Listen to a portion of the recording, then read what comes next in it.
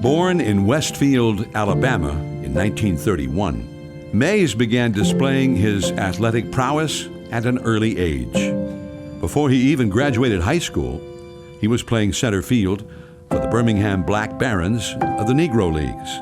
In 1951, Mays emerged as a rising star for the then New York Giants. He won Rookie of the Year honors just 4 years after baseball's color barrier had been broken. For the next 23 seasons, his achievements would cement his title as one of the greatest players to ever play the game. In New York, he dazzled crowds at the Polo Grounds and led the team to a World Series championship. Here's a long drive, way back in center field, way back, it is His charisma and joyfulness were infectious. He was often seen playing stickball with kids in the neighborhood. When the Giants moved west in 1958, he brought his exciting brand of baseball to a new audience in San Francisco. Making impossible catches, speeding around the bases, launching home runs, Willie's showmanship and style were undeniable. Here's the pitch to Willie. Swung on, hit deep to left. That one is way back, way back, way back. Well, that's goodbye. Number 600 for Willie Mays and the bye-bye Baby Bonanza. He was one of the greatest home run hitters of all time, with an incredible 660 career homers, even though he missed nearly 2 full seasons serving in the Army during the Korean War. He played in 24 All-Star games, tied for the most in National League history. He won 12 Gold Gloves and 2 Most Valuable Player awards. But his accomplishments off the field were also impactful. He remained a presence in the Giants clubhouse after his playing days, mentoring hundreds of young players. Forever a kid at heart, he also committed himself to supporting underserved youth throughout the rest of his life. Willie's impact echoes throughout the baseball community, from the tree-lined promenade of Willie Mays Plaza to the halls of Cooperstown. And in 2015, he received the Presidential Medal of Freedom to honor his remarkable contributions to our country and its national pastime. As baseball endures, so do Willie's values of consistency, dedication, and courage. With an indelible mark on our hearts, he leaves us with a lasting reminder to work hard and find joy in this great game and this extraordinary life. Say hey, Willie Mays, the best there ever was.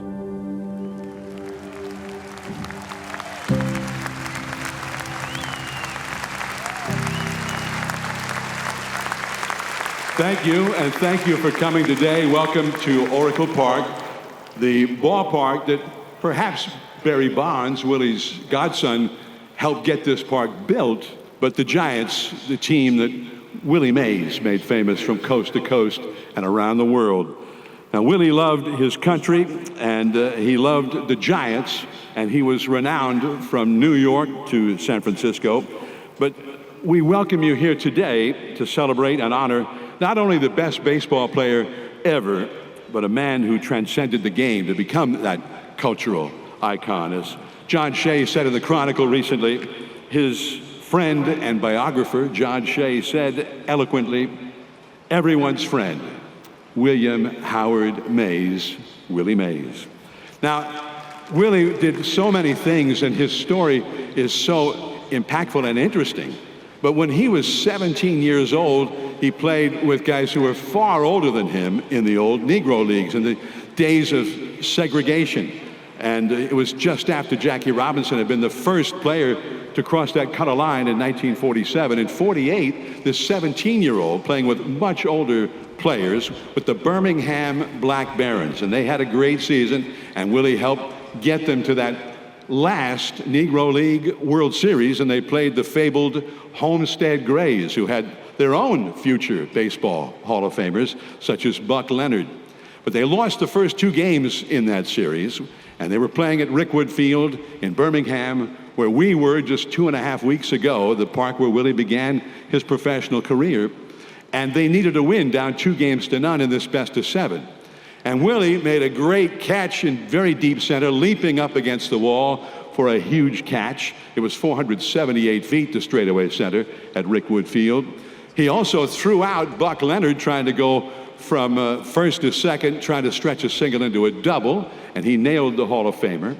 And then his friend Bill Greason, the second youngest player on that team, and he was 23, Greason came in from the bullpen in the 8th inning and shut down the Grays. And finally, in the bottom of the 9th, Greason, with 1 out, batting for himself, got a base hit.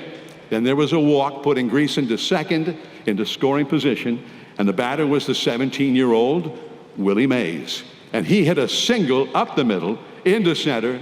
Greason scored, and the Grays were beaten by the Black Barons, who stayed alive. Greason was the winning pitcher.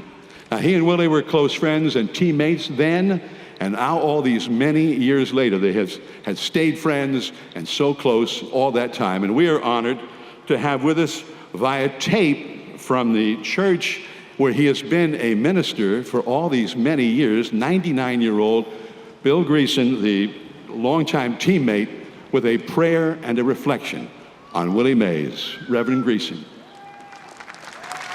My name is William Greason.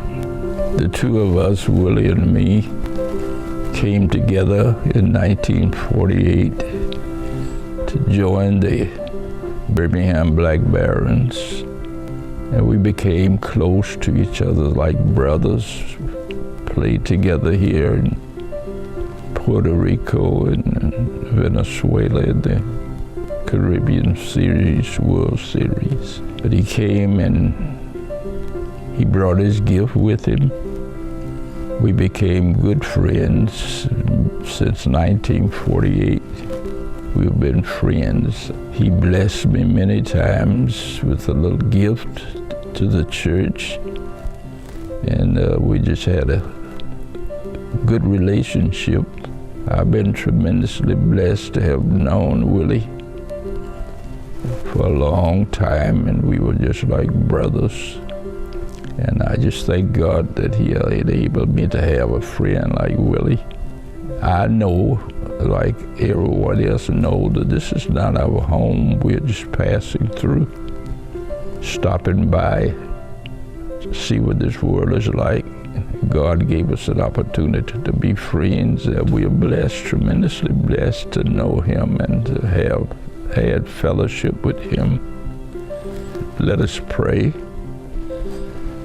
Eternal God, our Father, the giver and sustainer of all life, the God in whom we live, move, and have our being, you've done it again.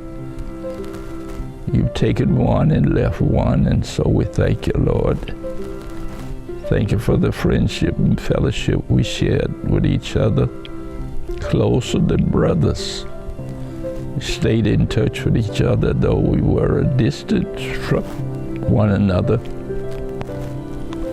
And I'm just thankful to God that I knew someone who was as kind and generous as my friend Willie was. I thank God, I hope and pray that he and the Lord are together now. I thought I would beat him home, but God had a different plan for us. I'm just thankful that he allowed me to live on. I feel in my heart I've lost one of the best friends you could ever have. But I'm going to remember him as long as God allowed me to live. I'm thankful to you for giving us an opportunity to tell of our relationship. And I pray that his life will be taken by other young folk and carry out the work as he did. 24 years, I believe, and some in the majors and I'm thankful to God that we remain real good friends, just like brethren, for the years that we lived. Now bless us, so we try to remind others of the goodness of this fellow who has gone on, I believe, to be with the Lord. Bless his family and bless us and keep us in your love and care. I ask in Jesus' name. Amen, amen, amen.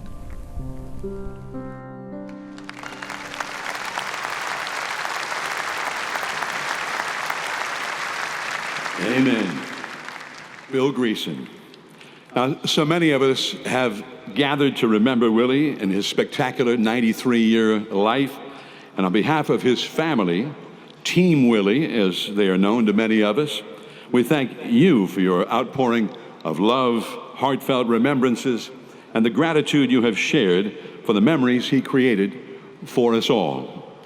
To his son Michael, Renee, Jeff, Malcolm, Phil, and Barry, you are in all of our hearts and prayers, and we thank you for sharing your friend, godfather, and father with us. We want to thank the Glide Ensemble for being with us today, as the late Reverend Cecil Williams and Janice Mirikatani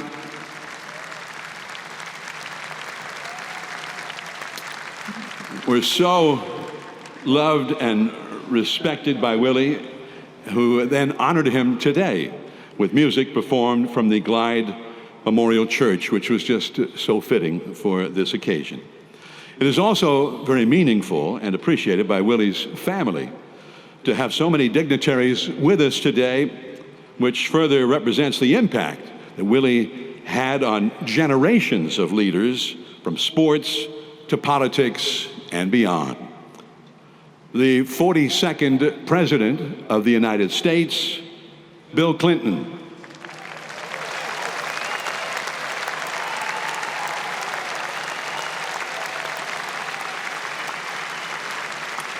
Major League Baseball Commissioner Rob Manfred.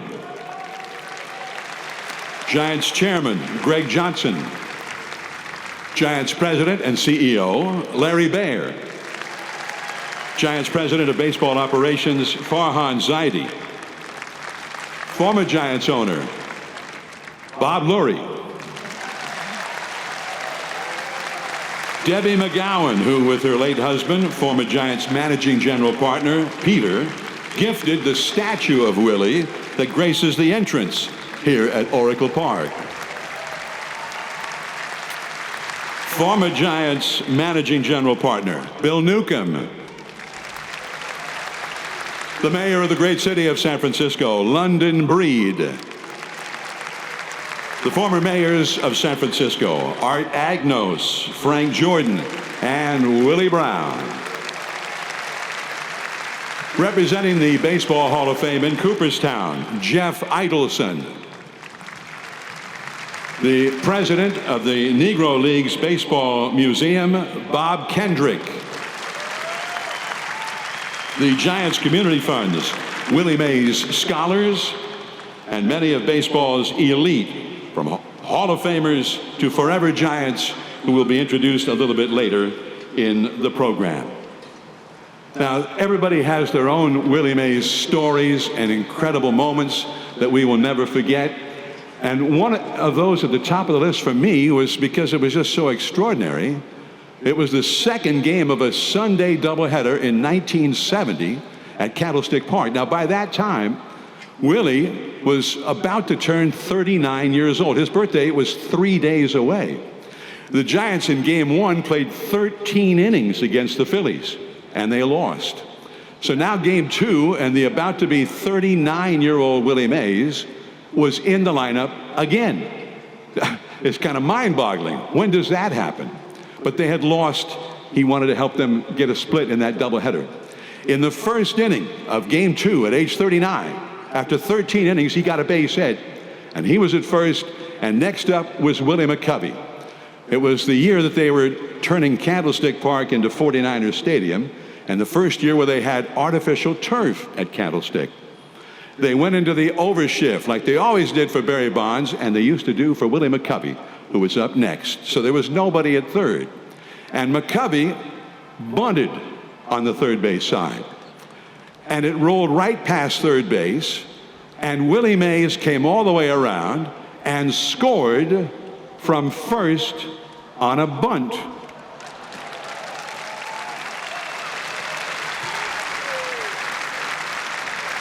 At age 39.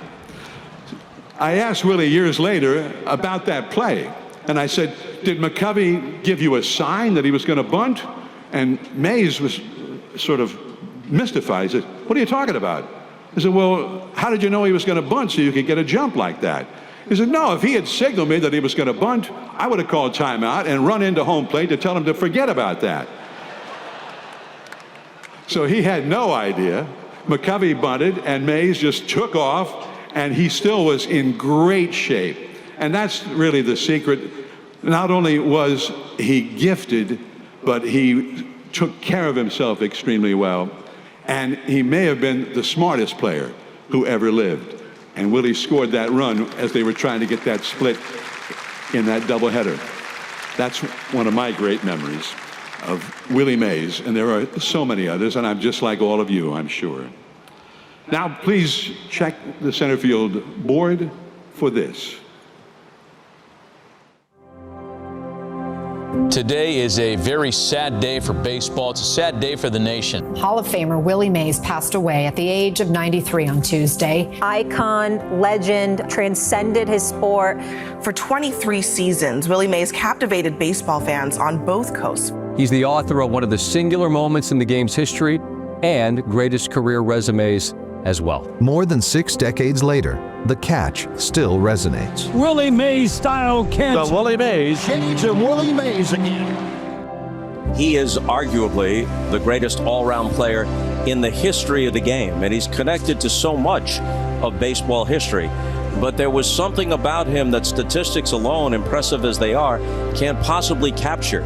He was magnetic. He was called the Kid, wearing the hat backwards. That's what Willie Mays did. You could feel how much he enjoyed the game, and that transmitted to fans. If you saw him play, he made you a baseball fan. He made you a Giants fan. Nobody's passion and joy for baseball made more people around the world baseball fans. Birmingham, I've been telling y'all that if there's any way on earth my father could come down here, that he would. Well, he's found another way. Let him hear you, he's listening. Make all the noise you can.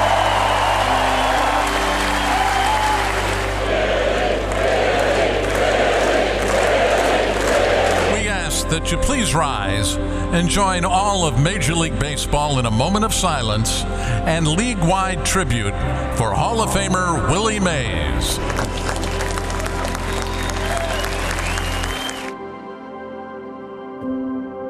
All of us here together are going to just begin the process of honoring, remembering, and celebrating the all-time greatest Giant, the Say Hey Kid, Willie Mays. Because every single one of us who cares about the Giants is a friend of Willie Mays and always will be. Y para honrar la memoria de Willie Mays, cada uno de los jugadores de los Gigantes de San Francisco tiene el número 24 hoy. De las cosas de Willie Mays fueron tantas y tan grandes y tan oportunas, no hay tiempo para contarlas todas. And he would go on to make more fans of this game that we all love together than anybody who has ever lived. We lost our champion, but he'll always be with us forever. Willie Mays, una leyenda del béisbol. He was just friendly, and he just played hard. And he just had all the gifts that you could ever want in one major league player. Mays hits it into left field. Way back, it is. Willie Mays will live in our hearts and our souls and our being for the rest of time because he was that special of a player and that special of an individual.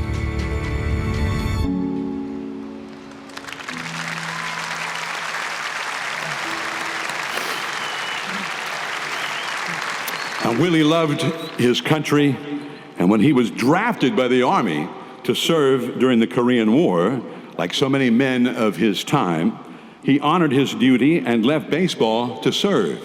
Even though he was just getting started, he had just been Rookie of the year before. He joined and had the next 2 years away from the Giants. Joining us today in honor of Willie's service are Major Luri Guzkov and Specialist Liam Iglesias for a special presentation to Michael Mays.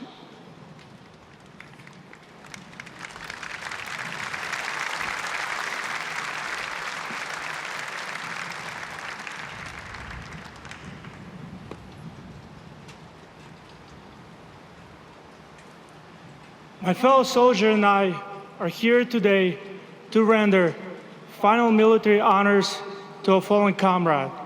Today's honors will consist of the playing of taps, unfolding, folding, and presentation of the flag.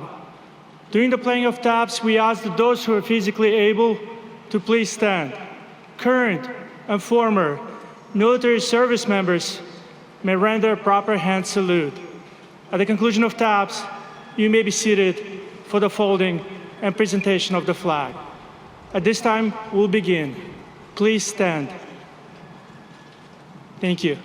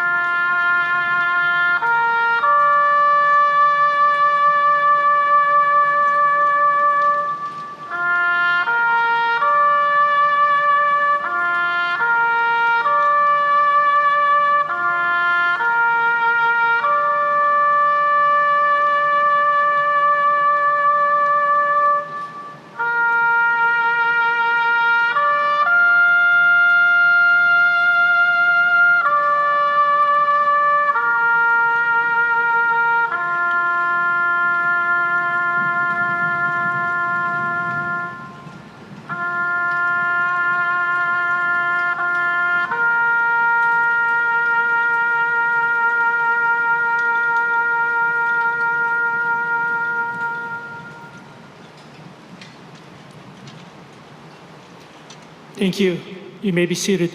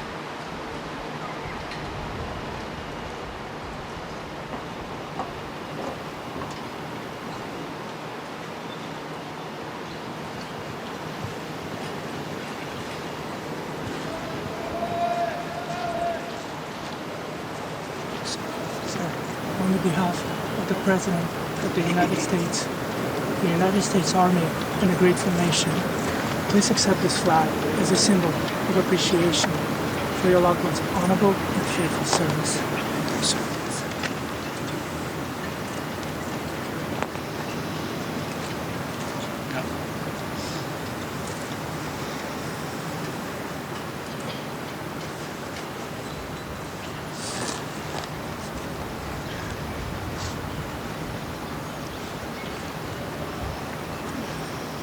Thank you so much.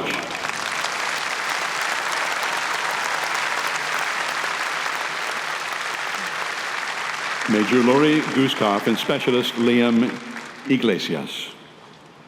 Now, ladies and gentlemen, please welcome the Giants President and CEO, Mr. Larry Baer. Thank you, John. Think of the words often, now batting, center fielder, Willie Mays. Those words echoed with resonance through our collective baseball souls, children and adults alike, Birmingham, the Negro Leagues, Trenton and Minneapolis in the minor leagues, and New York and San Francisco in the major leagues, across the nation and across our globe for parts of 4 decades. 4 decades. For this child, sitting down the right field line at Candlestick Park with my father in the 60s, those words made me fall in love with baseball for a lifetime. Like millions of others, my childhood was defined by the grace, the style, the athleticism of Willie. We all admired him and we wanted to be like Willie. Would imitate his batting stance in the bedroom at night with the transistor radio on, listening to Giants games. Would imitate his basket catch in a game of strikeout in the streets of San Francisco. To say nothing of these amazing images of Willie playing a real game of stickball outside the Polo Grounds with the kids and then serving them ice cream treats after a game, a New York Giants game. So for all of us, Willie and his persona, his six tools became the through line in our lives. Our lives as sports fans and participants for sure, but beyond that, a through line for our approach to life. Because Willie indeed had this sixth tool. We know the 5 tools: hitting, running, throwing, catching, fielding. But in his life arsenal, it was really clear that he had a sixth tool. That was playing the game of baseball and the game of life with joy, enthusiasm, zest, and optimism. So welcome to 24 Willie Mays Plaza. On behalf of Greg Johnson, Giants chairman, Giants ownership group, Giants colleagues here, former Giants players, and our Giants family all around the world. Now, Willie Mays never played in this ballpark, but doesn't it feel like he's in all of us?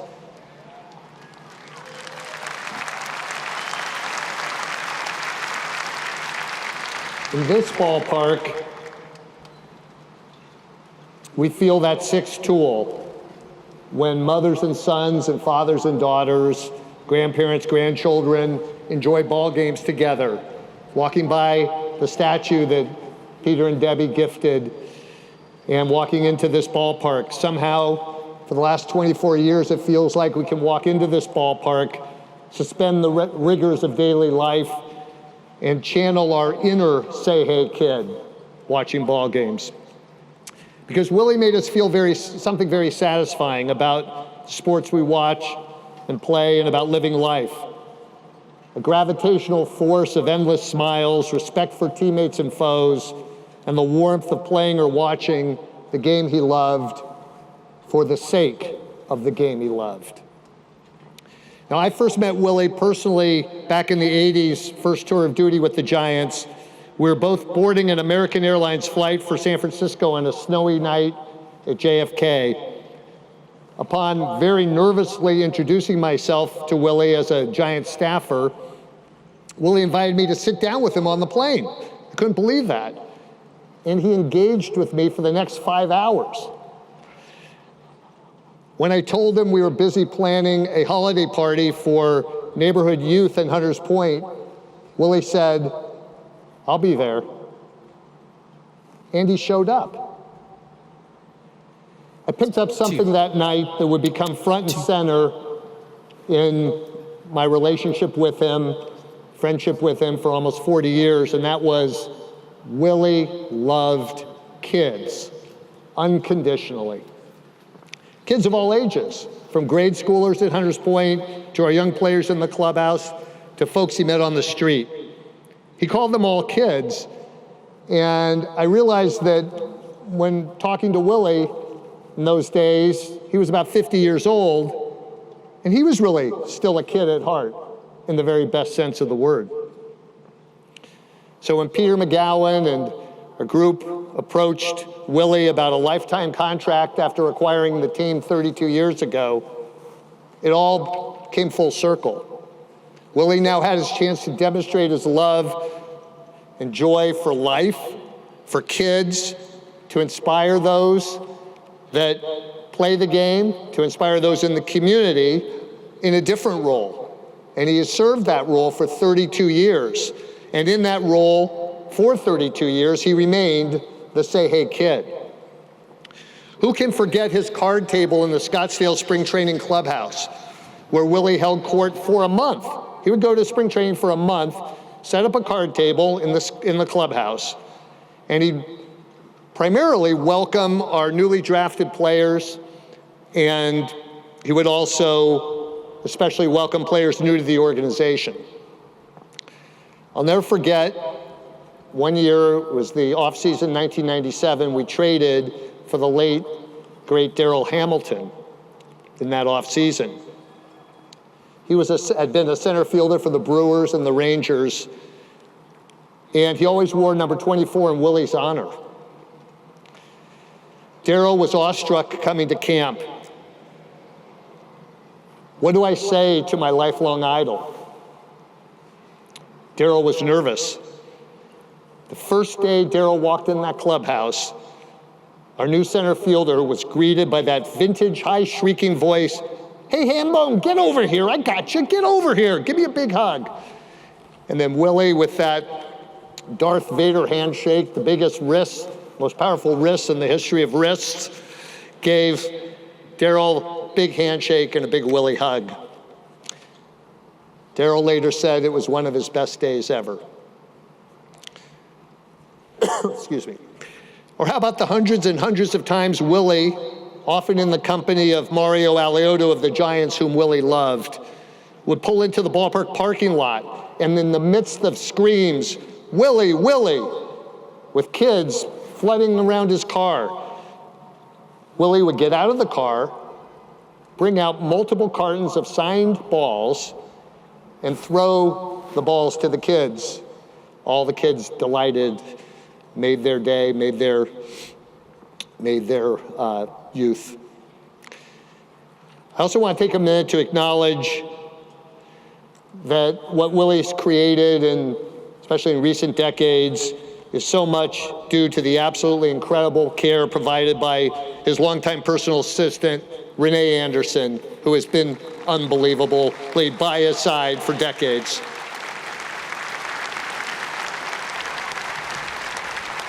So, and even in recent years, Willie never lost his love, passion, or spirit.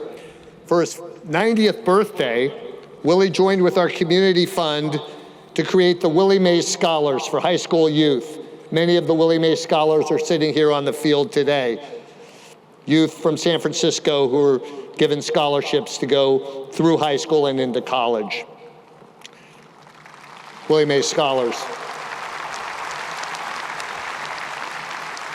And then how about on his 92nd birthday, just a year or so ago, coming to the ballpark and telling Mike Yastrzemski that his grandfather could play a little. When Willie asked Yaz if he was in the starting lineup that day in center field, Yaz told Willie Well, I'm in the starting lineup today in right field. Willie promptly told Yaz, I'll fix that.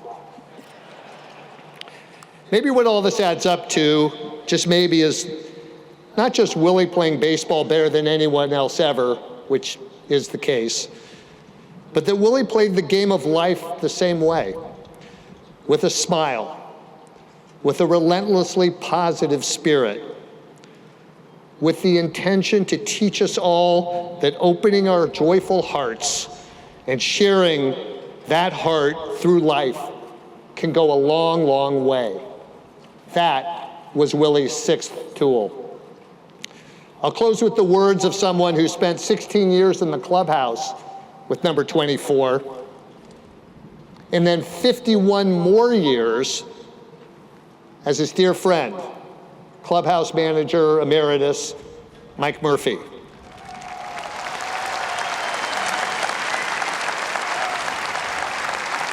Murph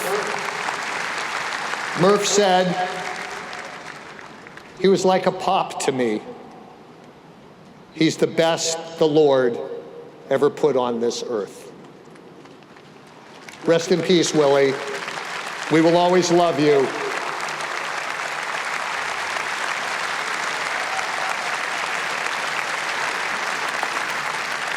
Now I'd like to introduce a longtime friend of Willie's and the mayor of San Francisco when 24 Willie Mays Plaza opened its doors, our good friend, Mayor Willie Brown. Larry, thank you very much for that kind introduction. I must tell you that as a former elected official, no other city and no other elected official had been more pleased than to have Willie Mays as part of his or her territory.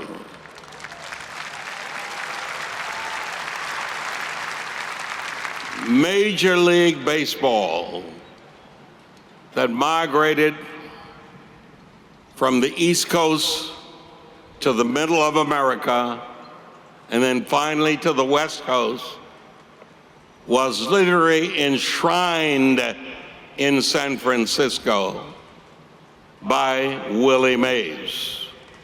None of us in this city liked the Giants until Willie Mays came along. And I must tell you that my remarks are on behalf of all the predecessor mayors during Willie Mays' term in office, so to speak. It started with George Christopher. It moved to Jack Shelley.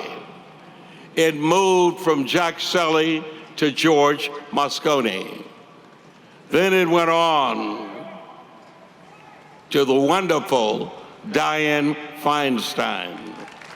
And it went from there, literally, to Art Agnos. And it went from there to none other than the man who gave the job to me. And believe me, in the process, at each stage, Willie Mays was always available and an active person in the life of those of us who were mayors. The Giants invited me to come out in my mayorship literally after I'd just been elected, and I'd known Willie because Willie was not just a baseball player. Willie was a world changer for us in San Francisco. No one wanted Willie Mays to have the house he really wanted. At least those who owned those homes didn't want him to do so.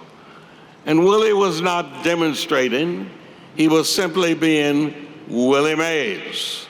And lo and behold, a combination of all of those elected officials whose name I gave you participated and reacted without Willie Mays having to exhaust one time at all in his job as a player to change the housing laws of San Francisco. The housing laws that went on to be changed in the state of California, all because Willie Mays said fair housing is equal.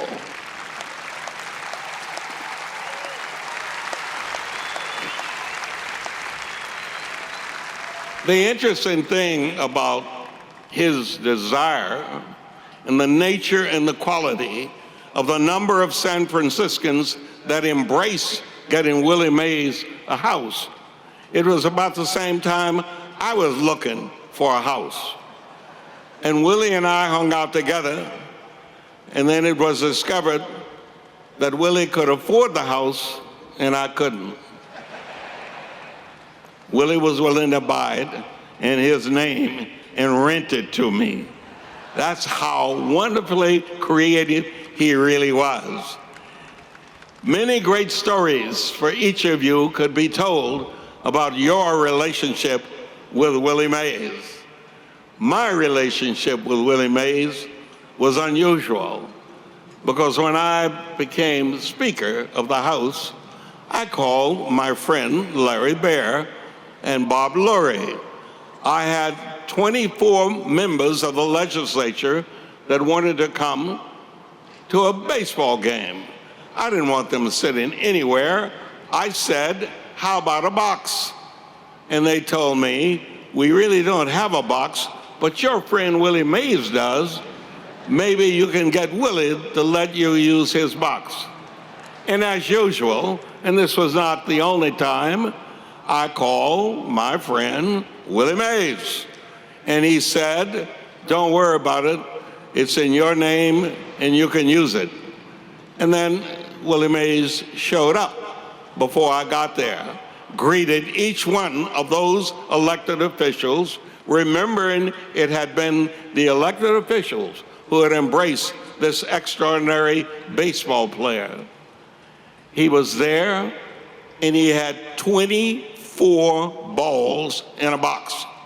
He signed each one of those balls for all of those farmer-type politicians, knowing that it would be of value to me and the Giants long range. That was the nature of Willie Mays.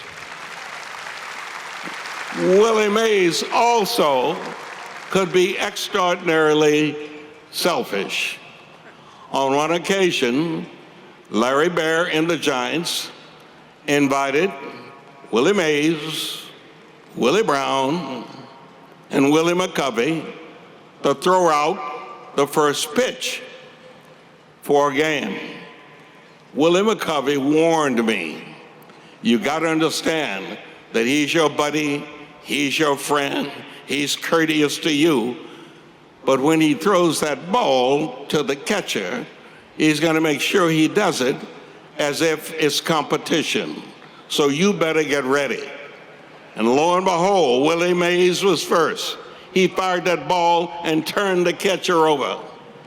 And then Willie McCovey, with his usual way, did a rainbow far in the air.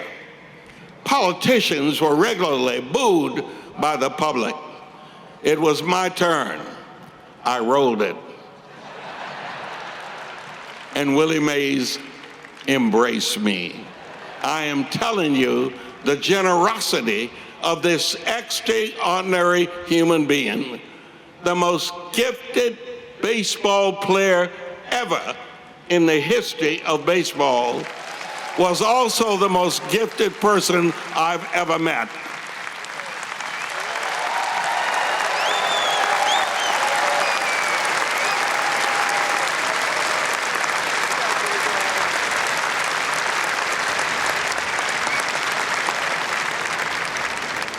Thank you, Mayor Brown. Now, also out to celebrate the life of Willie Mays is the commissioner of Willie's Game, baseball. Please welcome Rob Manfred. Well, that is a tough act to follow. I drew a tough spot in the lineup today. We gathered today to celebrate the life one of the greatest baseball players that ever lived. Hall of Famer Ted Williams once said, if there ever was a guy born to play baseball, it was Willie Mays.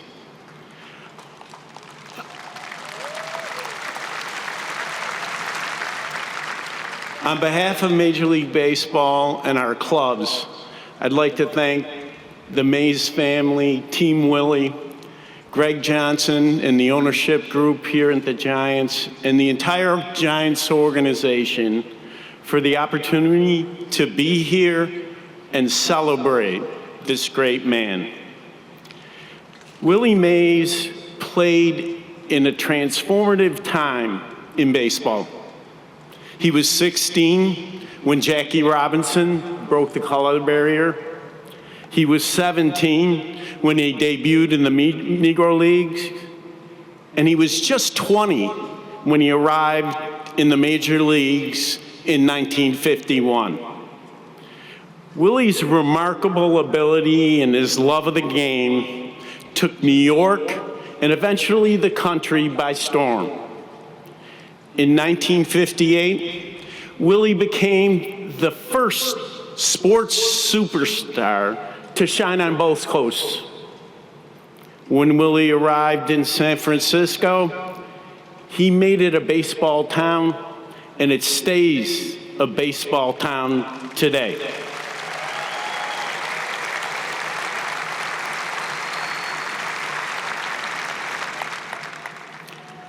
There's never been a better representative of baseball's magic than Willie Mays.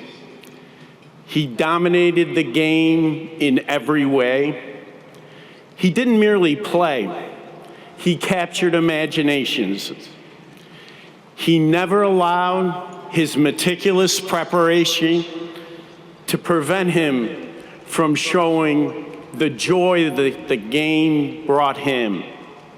He inspired generations of players and fans. Willie's career resume speaks for itself, but there are a couple points of context. In his prime, Willie gave up 2 full seasons to serve our country. He hit 660 home runs, despite playing years in the wind at Candlestick and in the unfriendly dimensions of the Polo Grounds. This is my favorite. He won 12 Gold Gloves, and the award didn't exist for his first 7 seasons.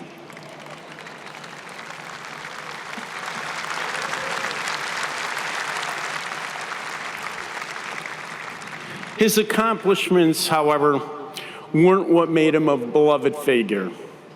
His bond with his peers and fans went deeper. Willie was a hero to whom you could actually talk and play stickball. He was a first-class teammate, and he was a mentor to others. Ken Griffey Jr. said, when he came into a clubhouse, he made everyone feel welcome. Willie was generous with his time and guidance for players who revered him. He told his fellow players that excellence demanded complete dedication and that improvement required the ability to learn from constructive criticism. He cared not only about the careers of young people, but their lives outside the game. Willie checked in with his friends when times were good, but also when times were hard. In 2017, Major League Baseball named the World Series Most Valuable Player Award in honor of Willie Mays.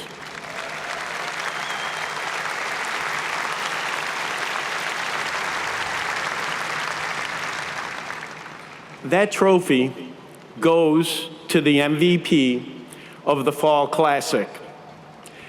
It commemorates the most famous defensive play in the history of our game, the catch.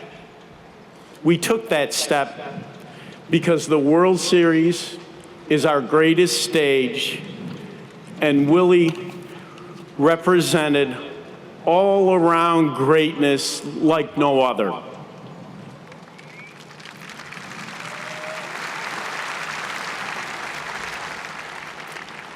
Last year, we scheduled the Giants to take place in a Major League game where Willie's professional career began, Alabama's Rickwood Field. Our goals were to honor the Negro League players and to celebrate Willie's career. He was delighted that we were honoring his fellow Negro League players. Willie passed away when the baseball world was gathering in Birmingham. When we received the news 2 nights before our tribute, we felt the same deep sadness that was evident throughout our country. But soon enough, that sadness gave way to gratitude. Gratitude for having had Willie for 93 years and for having witnessed one of the most consequential athletes America has ever known.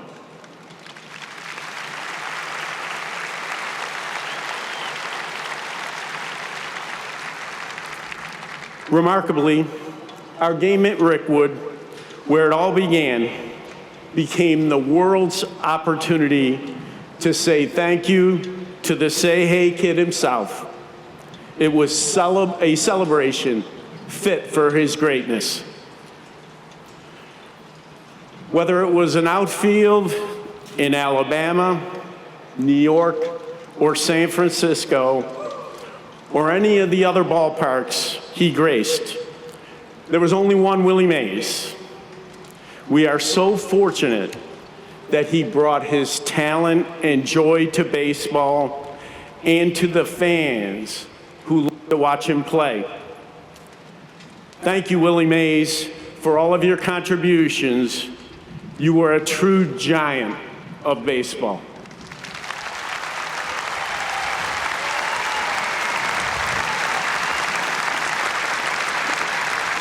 Ladies and gentlemen, it is my honor now to welcome to the podium the 42nd President of the United States of America and a friend of Willie Mays. Please welcome Bill Clinton.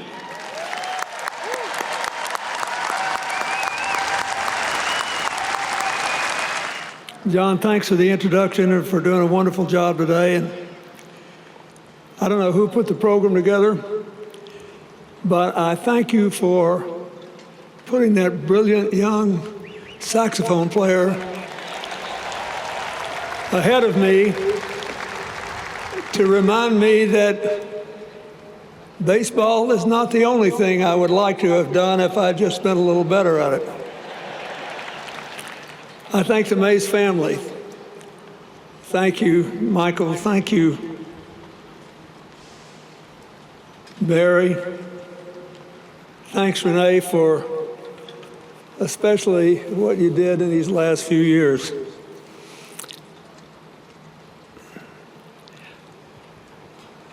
I'm sort of the designated fan who got lucky in politics. I remember the last time I was in this stadium, Mr. Mayor, it was on Mother's Day in 2000. My daughter was a senior at Stanford. She and her then boyfriend, they're still friends, which is a good thing, went with me to Glide for church, and then here for the ball game. Willie and I had gotten to know each other, play golf, do all kinds of things, and he was going to sit with me through the game, which I had hoped would at least impress my daughter a little bit. She was so over being president thing, you know. And then it got rained out. The game got rained out. So Barry and Bobby came up and joined us, and for 3 hours, I was like a kid in a candy store. I just kept asking questions, and they were filling my head with all this stuff that I had been thinking about and wondering about for decades. But I'm just the designated fan. The most important thing is, when I was a kid in Arkansas, the only nearby baseball team was the Cardinals. There were no teams in Texas at the time. And I loved Musial and Whitey Ford. I loved all the Cardinals. But I lived for the games I could hear on the radio. So I never got to see the catch. I just heard it on the radio. We didn't get a television until I was 10. But I can still remember just sitting there, soaking up the Dodgers, soaking up the Yankees, and living for the Giants because I could watch Willie Mays.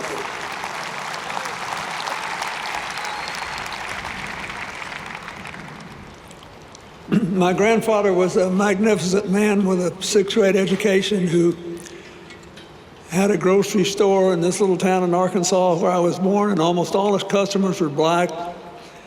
And there were no food stamps and any of that stuff, so he thought every working person should be able to feed their family, and he just gave everybody groceries on credit until they could pay him back. And when I saw Willie Mays, I had been hearing from my grandparents, who fought like cats and dogs. I think the only thing they agreed on was equal rights for everybody. But saying, look at that. That's what happens when people with talent have a fair chance to show how gifted they are. And so I just got lucky. I made 2 really close friends. By total coincidence, the other one was Hank Aaron, who filled the football stadium for me right before the '92 election in Georgia. There were 25,000 people in the stadium, and I won the state by 13,000 votes. And I had to put up with, for the rest of Hank Aaron's life, him telling me that I would have never amounted to a hill of beans if I hadn't showed up with him in that football stadium that day. And in 1999, there was a magnificent baseball event in Atlanta to celebrate the 25th anniversary of his breaking Babe Ruth's record. And a lot of the Hall of Fame players were there, but Willie was sick. Something was mad. He couldn't come. So I was there, and, you know, barraging everybody that was there with all my baseball questions, and I was sitting with Hank, and keep in mind, this is a big deal in his life, right? He overcame all the racist threats. He overcame everything. It was a big night for him. He was the center of attention. I said, who's the best baseball player you ever played with or against? He said, it's not close. He said, Willie Mays was way better than anybody else I ever played with or against. So here's this guy on the biggest night of his post-baseball life, analyzing in excruciating detail why he had just told me that Willie Mays is the best baseball player he ever saw. And he said all the things that you all know now. But it was beautiful. And I later watched them in a nationally televised event, talking about baseball and being kind of good-naturedly competitive, but being honest about the beauty of the game. Everybody says that Willie Mays, including Hank Aaron, that's the other thing he said he would have broken Ruth's record way before I did if he hadn't moved to Candlestick. He said, when the wind's blowing wrong, God cannot hit a home run in Candlestick Park. But in the second half of his career in the 1960s, I'm just remembering this now, I didn't do the research, but I'm positive that in the 1960s, Willie hit 49 and 52 home runs in 2 different seasons that late in his career. And I just thought to myself how great it was. Then I started running into Willie. I met him at a Democratic Party event I did because the host, the late Walter Shorenstein, knew that I adored Willie Mays and arranged for me to sit there and bore him to death with all my questions. And then we were about to go out on stage. I did an event for a Say Hey Foundation. And either at that event or another, we were about to go on stage. And Barry was there. And he was explaining how he had scrapped the batting cages and how he was doing batting practice now up close. And he showed me, graphs of where the balls went if he had only 2 feet to move. And I thought I was listening to Albert Einstein explain the theory of relativity. And he said, this means you can hit a home run anywhere on the ball, below the scenes, above, whatever. And Willie's sitting there watching, and he said, yeah, that's all true. But the most important thing is your lower body strength. Baseball is just like ballet. You can't do it if your feet hurt. If your toes are bruised, you can't do it. He said, so I took good care of my feet.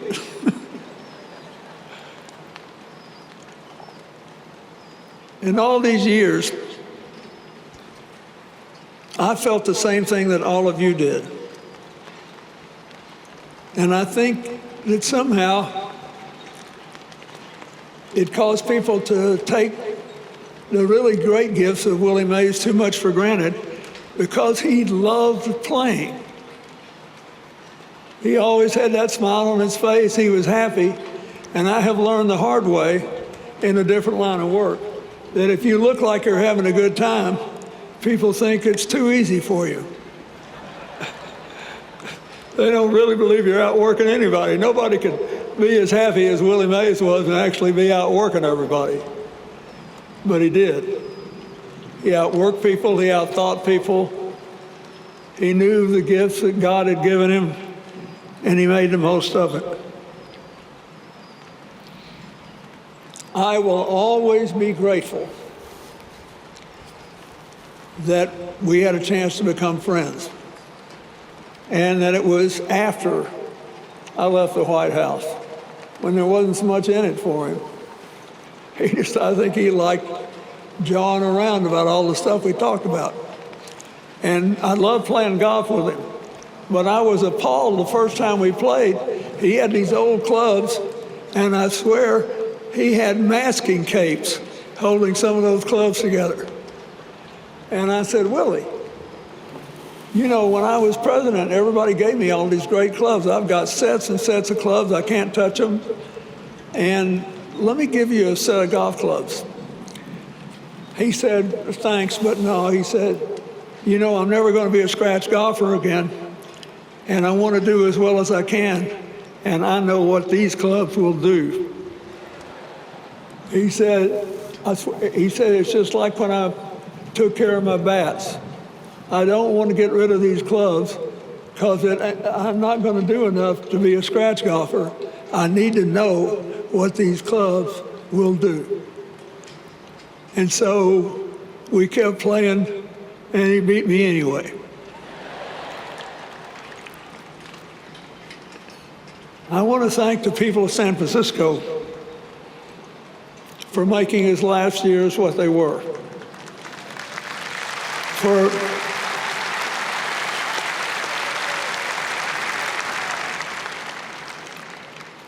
giving us a chance to see in retrospect, not just that he was amazingly gifted, but that he was incredibly intelligent, that he understood the game he was playing, the game he loved, what he had to do to get better, and how to help other people. I want to thank you for giving him a chance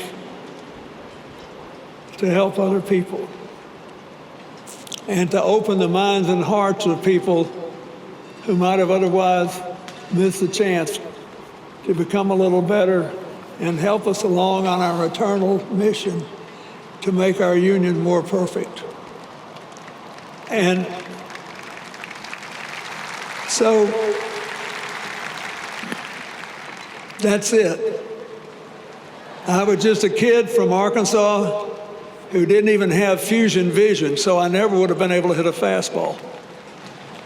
I went to the doctor for years, and I could never put the bird that's over here in the cage over here. I could never put the bird in the cage. So I'd never be any better than an ardent fan.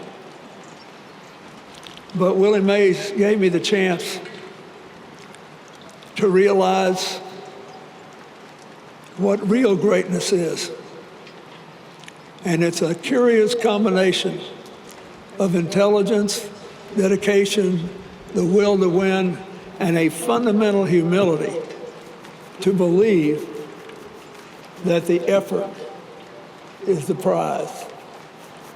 A gift he leaves us all with, and that I hope we can all share and cherish for the rest of our lives.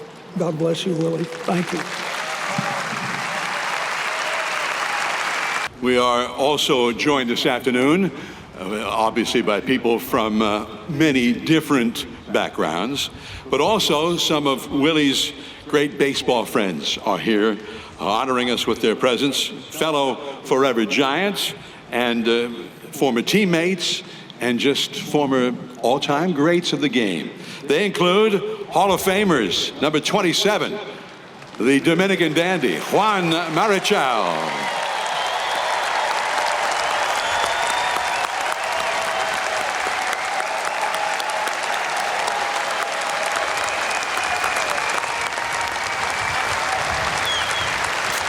A great player who once hit 363, even though I could beat him in a foot race, and I'm 72 years old. Hall of Famer and a Hall of Fame manager as well. Please welcome Hall of Famer Joe Torre.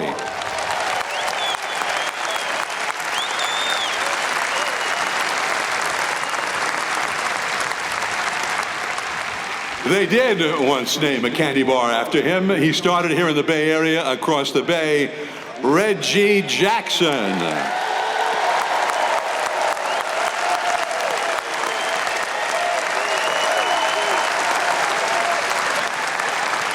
Another Bay Area product who also became a Hall of Famer across the Bay, Dennis Eckersley.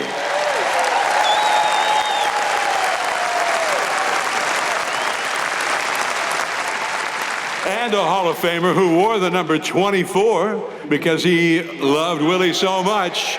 He was Rickey Henderson.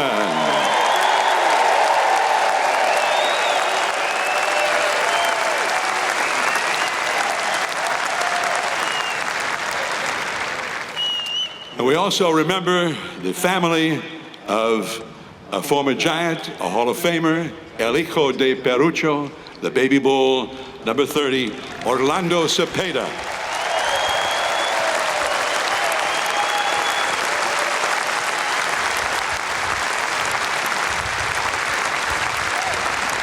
As you know, Orlando passed away just 1 week after Willie, and we share our deepest condolences with his wife, Nidia, who is here today, and children, Orlando Jr., Malcolm, Ali, Carl, and Hector, who are all here today.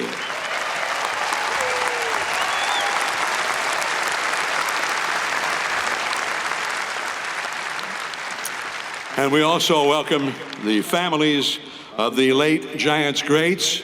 Willie McCovey, his wife Estella is here today.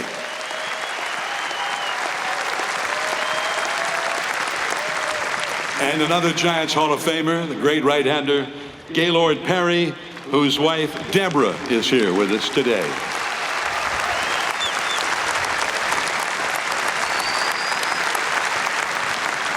Also here today is Barbara Robinson, the wife of the late Frank Robinson, a Hall of Famer.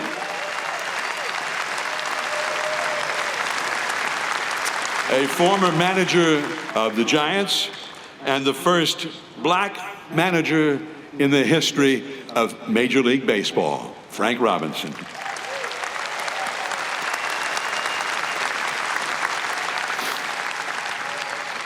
And some of Willie's old teammates are here. Shortstop, Chris Spire. Right-hander, Rich Robertson. Another right-hander, Don Carithers. And a guy who could play anywhere on the field, Nate Oliver.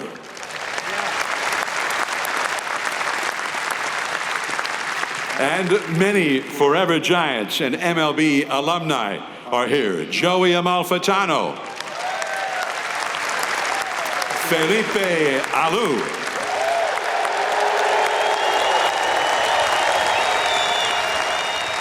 and we feel on his way to the Hall of Fame, Dusty Baker.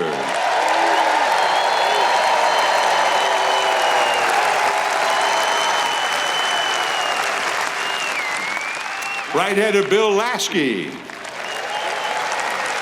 The Hackman, Jeffrey Leonard.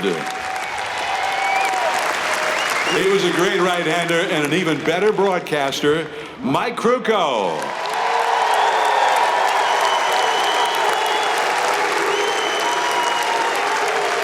Grab some pie, Nate. And Mike's great partner, please say hello to Dwayne Kuiper.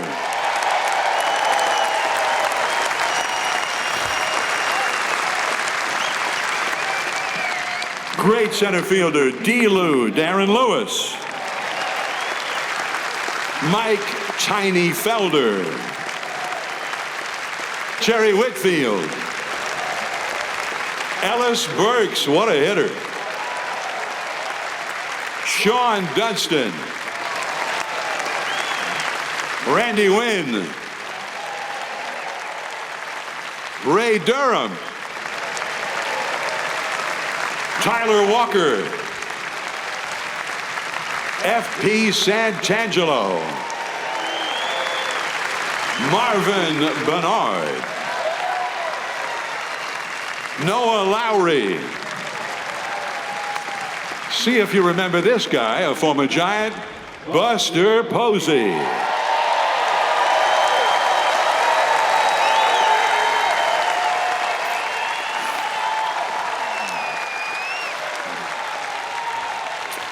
Also, a broadcaster, that's how we know him now.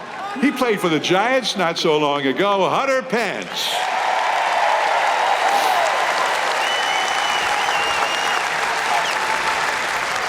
One of the core four relievers, left-hander Javier Lopez. Another one of those core four, the right-hander Sergio Romo.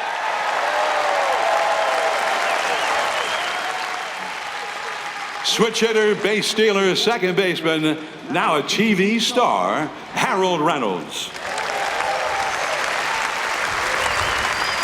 And they knew him in Oakland when he won 20 every year. Right-hander Dave Stewart.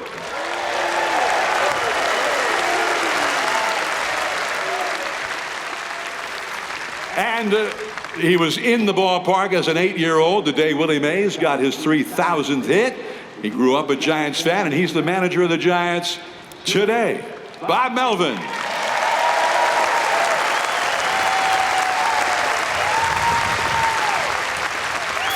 And of course, the legendary Giants clubhouse manager, Mike Murphy, Murph. And you could go into Murph's clubhouse before the game, and you had to go in there before a game because Willie Mays was there, Willie McCovey was there, Orlando Cepeda. So many Giants greats would pop in and sit. Now, Willie Mays used to sit, Murph would set up a card table for Willie. And Willie would sign this card table, and anybody who came in, he would ask them to sign the card table. What happened to all those card tables? I'd kind of like to see some of them. Barry Bonds was often in there with his godfather, which was always a cool thing to see, the affection between Barry and Willie. Now, we have a card table right near the podium today, and those who have already spoken and those who will speak still to come, in honor of Willie, I think the Giants were hoping that you would all sign that card table just like Willie was here with us today. So the card table's there. Don't forget, President Clinton and Mayor Brown, sign that card table. Willie's watching. All right. Now, next up is a great player. He did hit 363, which seemed impossible because he was a very slow runner. And he was also a guy who played third base, first base, but he was an outstanding catcher. And he was always trying to figure out how to get Willie Mays out. And he thought one day, I'm going to engage him in conversation when he comes to the plate, just as a pitch is coming in. And I don't know what he asked him, something like, hey, Willie, what's a great restaurant that you love to go to? My wife and I are looking for a place to go to tonight after the game. And Willie started to answer just as the pitch was coming in. And Willie said, oh, I like this place down on, the pitch came in, boom, home run. He dropped the bat, started out of the batter's box, and he turned to Torre and said, I'll finish that later. Ladies and gentlemen, Hall of Famer Joe Torre. Yeah, stole my story. That was my closer, man. I'm going to rip them all up here. And again, following President Clinton, it was sort of reminiscent of hitting behind or trying to hit behind Hank Aaron for 8 years. It's not an easy thing to do. Well, from Brooklyn, New York, and I was a New York Giants fan.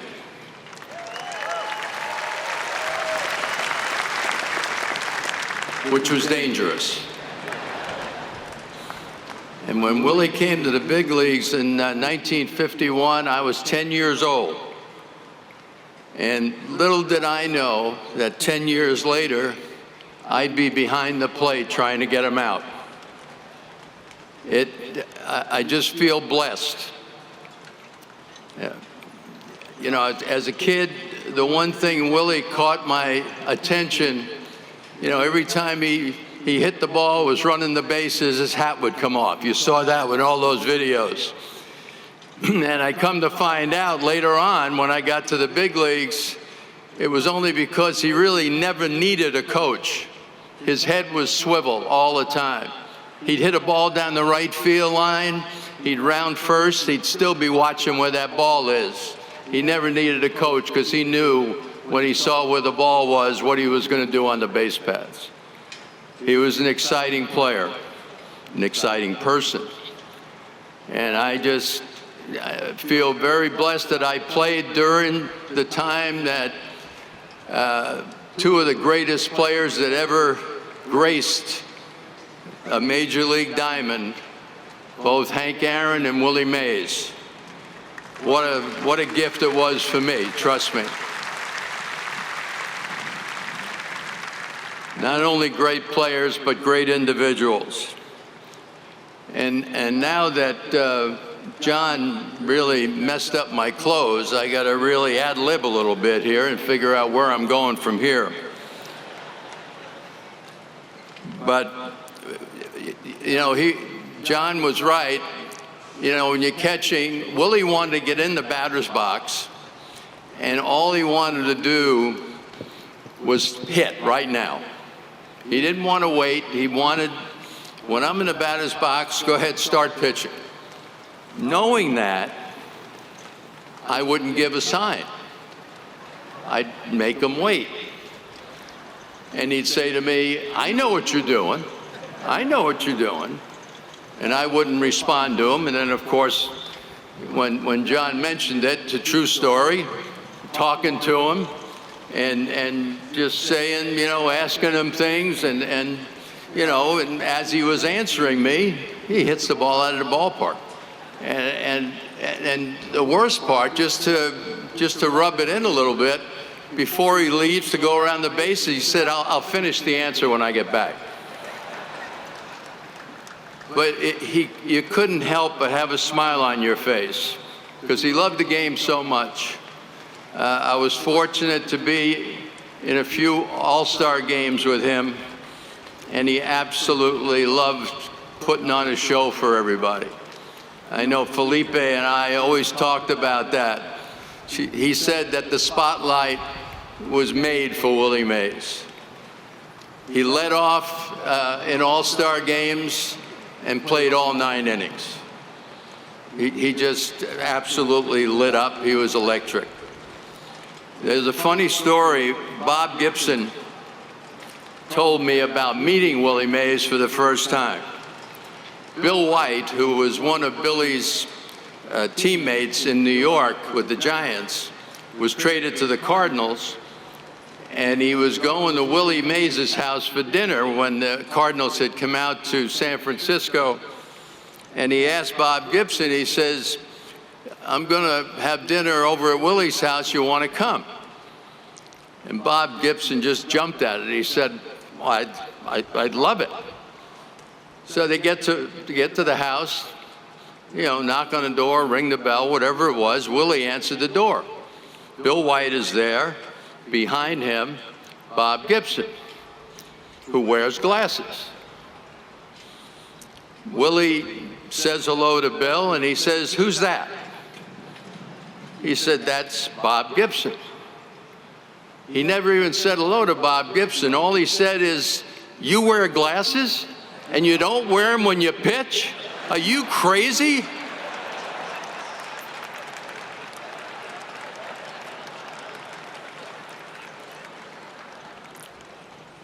He was his very special friend. He just couldn't do enough. I'd visit him in the clubhouse, as John was saying, and he'd say, what do you need?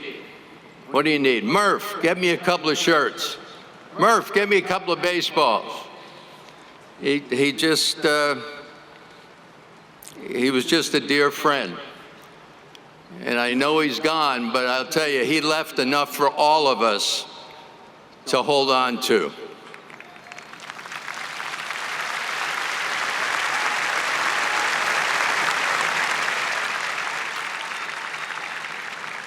Probably the most exciting player that's ever played the game. And you could just see the exuberance of how much he loved the game, because he got up in that batter's box and he just wanted to play. Just wanted to play. He's a treasure. I think we're all very fortunate to have witnessed it in person. I know I was very fortunate. I felt very fortunate playing against him and again sharing a couple of all-star games with him. But Willie Mays, number 24, being a kid growing up in Brooklyn and really appreciating what Major League Baseball was all about when you watch the kid play. The only thing I can say is, God bless you, Willie. Say hey. Thank you. There are other teammates of Willie's, and we're going to hear from them, including a guy who has been with the Giants going back into the 50s when they were still in New York, an infielder, Joey Amalfitano, who could play anywhere, and some outfield as well. And he gave Willie his own bat that he had not been using in 1961, the day that Willie ended up hitting 4 home runs. He said, Willie, try this one today. I know you've been sick overnight. A lot of hits in this bat. So then he went out and hit 4 home runs. Also here, Willie's was the center fielder, and this was the right fielder. Later, the Giants made a mistake and traded him to the Braves, where he played center field, and the right fielder was Hank Aaron. So he played alongside 2 of the greatest in history. Felipe Alou,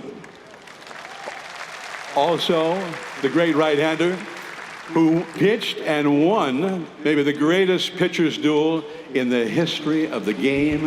A 1-0 win over the Braves at Candlestick. He came in after the 16th, and Willie Mays slapped him on the backside and said, Juan, man, this is something. You're going great. He said, Willie, I've had it. I've thrown 227 pitches. You got to do something. And Willie led off the bottom of the 16th and hit a home run. And they won the game 1-0. Greatest game of all time, maybe. Juan Marichal. And the great manager, 3 times manager of the year, and that was just as a Giants manager. Number 12, Dusty Baker. Amalfitano, Alou, Marichal, Baker. Come on up. Thank you. Thank you very much. Thank you. Larry Bear, thank you for inviting me. I'm doing this for Willie. 2 days ago, I was questionable. I had surgeries, I had knee replacement, all of the bad things that attack the elderly. I have so many things to talk about Willie. I probably need another 2 minutes that I have. I need about 2 months to talk about Willie. I grew up being a Dodger fan in the Dominican Republic, but I like Willie Mays, and I wanted to look like him.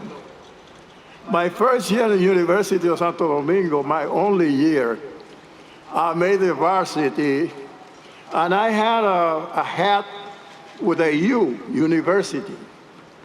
And I saw myself at a mirror one time, and I thought I looked like Willie Mays. And I wanted to look like Willie Mays. But anyway, then the Giants wound up signing me, and I got to be in spring training. My second year at the minor league ball, they brought me up to spring training to replace Willie Mays when he was taken out of the game, and when he took himself out of the game. I want to say here that I only got 1 at-bat, that Willie Mays should play 9 innings. And Willie Mays used to go to Tucson. A lot of players didn't want to go to Tucson. There were only 4 clubs in the Cactus Leagues: the Indians, the Red Sox, the Giants, and the Cubs. Willie Mays used to drive sometimes his car. When he drove his car, I thought I'd get 2 or 3 at-bats. He was still playing 9 innings.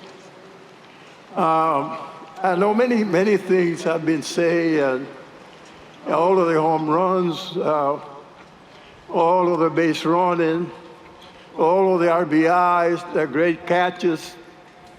I believe that I was privileged to play 6 seasons next to Willie Mays in the outfield. In the minor leagues, I was a center fielder. I never played another position. And when the Giants called me up, I really didn't know right field. I didn't know left field. I knew center field. But I had to go to right field, so Willie Mays helped me be a right fielder. And then he helped me also be a left fielder. I know the numbers that now we have the metric and the sabermetrics, but I believe that they all fall short when it comes to evaluate a player like Willie Mays, the best player ever. Willie Mays was the best base runner. I'm saying this because I spent 68 years as a player, coach, manager, assistant to baseball operations, 68 years associated with baseball. And I play with 15 Hall of Famers in different teams, including the Giants. And all of them were great. There were people who ran better, faster than Willie, more power than Willie, maybe supposedly better center fielder than Willie. But Willie was either number one or right next to whoever was supposed to be the best defender. Willie Mays had tools, and tools were mentioned here earlier. Well, there are tools that the metric will never be able to cap, never. The intelligence, the anticipation, the preparation, the execution that it takes a player to the higher altitude will never be part of the metrics. I saw Willie. I didn't see, obviously, Willie never played in this yard, but I played with Willie at the first ballpark. It was a AAA ballpark. It was too small for Willie to show how good a player he was. The play was too small for Willie. But when we moved to Candlestick, it gave people and gave me all of the younger players that were not in the kind of player that Willie Mays was, because he had the plays to show all the instinct and his defense. He used to catch the ball that was catchable here, he'll catch it. But he will dive left or right, he'll crash into fences to make the play. He would charge the ball and throw runners out. And last, I want to say that Willie used to take infield every day. Willie Mays used to take infield practice every day. And I asked him one day, how come you take infield? He said, well, there is preparation, because I see how the shortstops, he used to take at the shortstop, how they come in and how they throw a guy out at first base. I like to come in without dropping the ball and throw the guy out at the plate. So this guy was a perfect defender, perfect base runner. It was Joe Torre mentioned that he didn't need a coach, because he was a coach himself. And Alvin Dark, one time when he took over as a manager of the Giants, he named Willie Mays captain of the team. And I said to myself, well, captain of the team, he's been the captain of the team before. Willie Mays should be named general. He should be the general. So this is it. I think I finished my time. Thank you very much. You know, I heard Joe Torre say that he was blessed. I think I was blessed too. I was born in a little village in the Dominican Republic. I wanted to be a baseball player right from the beginning of my childhood. Sometimes I left home for school, and I never got there. I stopped playing with all the kids that love the game of baseball. So when the teacher came home and told my mother what happened, she always argued with me. Say, son, you have to study. You have to be prepared for the future. I said, oh, mother, I want to be a baseball player. So, thank God, I became a baseball player. I didn't know anything about Major League Baseball. I don't know about that you get paid for playing baseball. I just want to be a baseball player because at that time in my country was a team, an amateur team, that represented the country everywhere in the world. And that team died in a plane crash on January 11, 1948. And that was hard for me to take it. But thank God, I became a baseball player, and not only that, I became a member of the San Francisco Giants.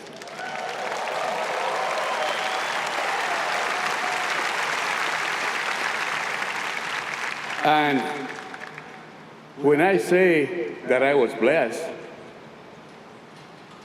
I was going to play in the same ground, the same field, with the great Willie Mays.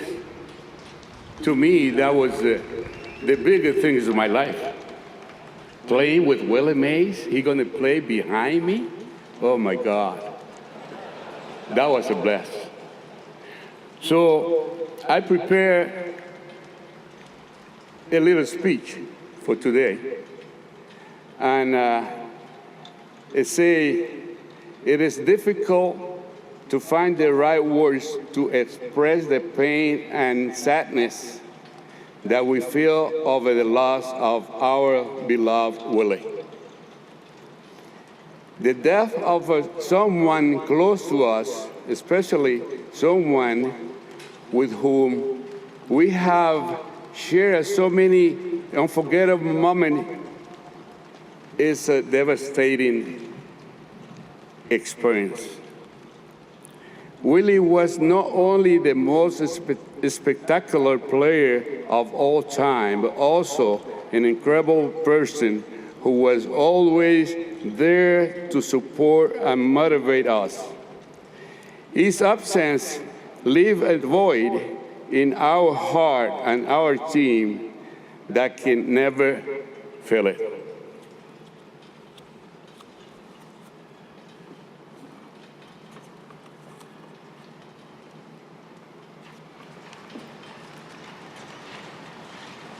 We will remember the happy moment we share, the victory and defeat we face as a team, and above all, the friendship and camaraderie that united us throughout the years. His skill on the field, his passion for the game, and his charisma have inspired an entire generation of players and fans. His dedication and professionalism are an example for all who love this sport.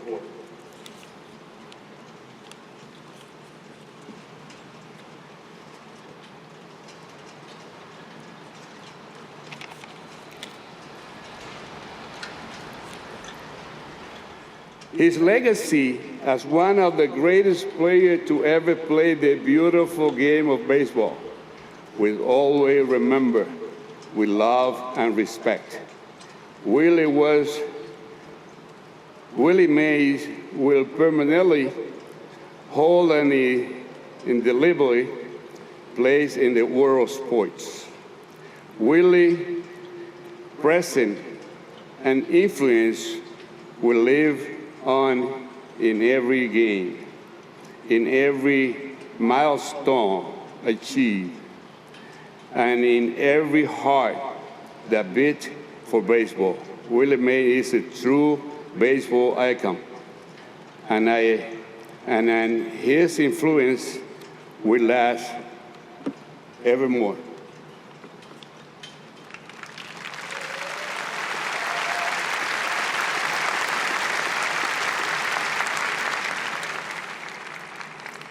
Let us continue to admire and learn from his example, valuing the greatness that he has contributed to the sport we so love. Rest in peace, Chico. Your spirit in baseball forever remains. Thank you very much. There's been a lot of nice things said about Willie here today. I was fortunate enough to be a teammate of his in New York at the Polo Grounds and also here in San Francisco. Joe, you did a good job of critiquing him. He loved to play the game. He had a lot of fun playing it. When you're that good, you do have a lot of fun playing. Larry, I could add something to what you said about he hasn't played in this field here. I would have liked to have seen Willie play center field here. Because right center field, with him playing center field, it might have been called Death Valley. Again, I was very fortunate to see him perform in a lot of games. He did a lot of memorable things. In my mind, the baseball fields that he played on, it was his stage. And he was quite a performer. Batter's box, he had a style. Running the bases, he had a style.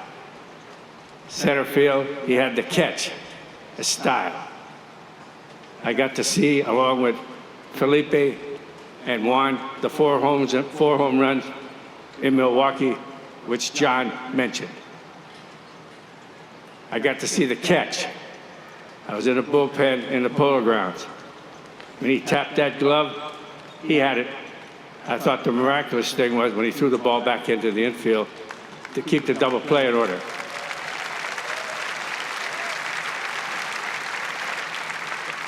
All those things, to me, having had 8 centuries in baseball, in uniform, he was the best of the best. We've had some Hall of Famers here. These guys are all very good players, very good players. But Willie, he was just special. He was really special. And I want to say this to Mike, his son. I appreciated Willie for his guidance and direction when I was a young guy trying to play this game. He was a mentor. He was just about everything. He was the best of the best. And I got to say this, I think God looked down on him one day and watched him play and said, boy, I really created a good one there.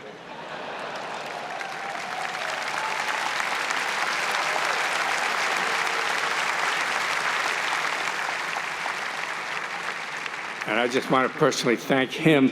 I know he's looking down on this thing today. I know that because I'm a believer and I have faith. But this guy just had a style. I said this, and I'm repeating myself, but God, it was beautiful. And again, this was his stage. If there was a script, he wrote it. Thank you.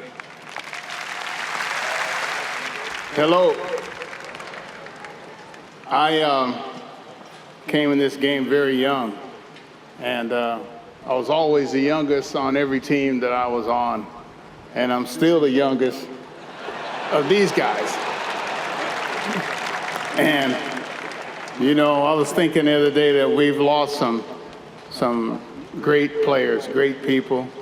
You know, Frank, Al Kaline, Orlando Cepeda the other day, now Willie. I mean, we've lost some great ones. And I grew up idolizing these guys. I grew up watching games in LA down in Riverside. I never went to Candlestick Park, but I saw the wind blowing those big old lights up there. And the day my hero Bobby Bonds signed with the Giants, I really started following the Giants. And I was there the day Bobby Bonds signed. And I was like, this guy, I think name is Evo Pusich. I said, hey man, you see me running balls down out there? He goes, nah, I didn't see you. I'm here to sign Bobby Bonds. And a year and a half later, no, 2.5 years later, I was 19 years old. I got called up to the big leagues with the Braves. And Joe Torre was on the team. Let me see. Felipe was on the team. I got my first bat from Felipe. And that bat was about 36-40. And I was like, and it's still hanging in my trophy room, and it's about this much longer than everybody else's bat. And so I was always, you know, their sons.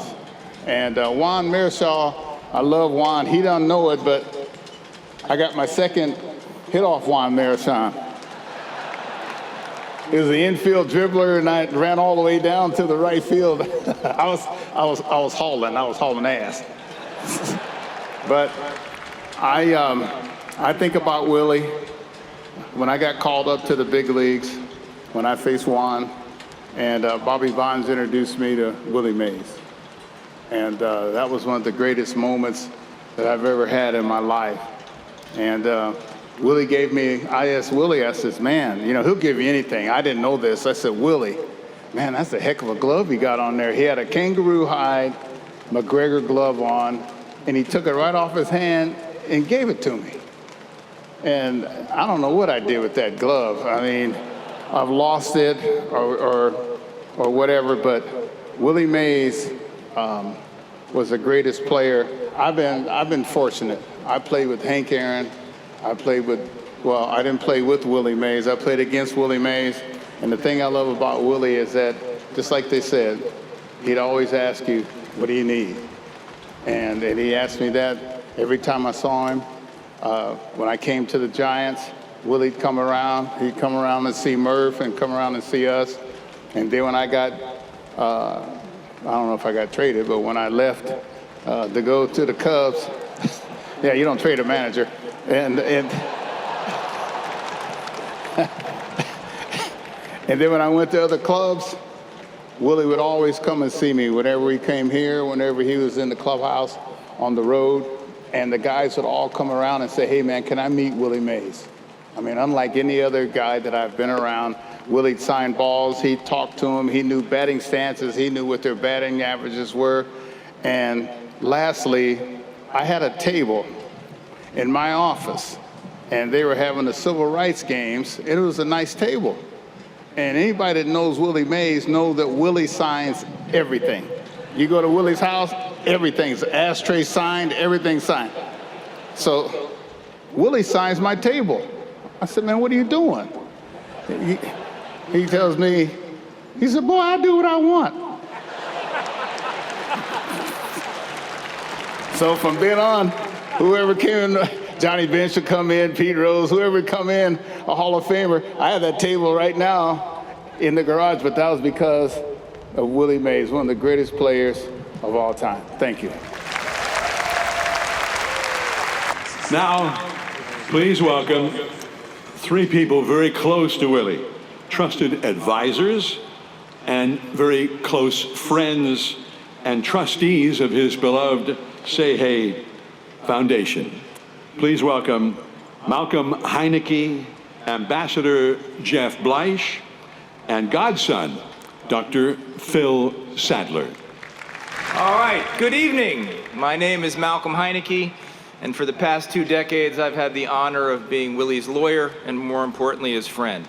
I don't need to tell you he was the greatest baseball player ever, but let me celebrate a few things about the friend I knew.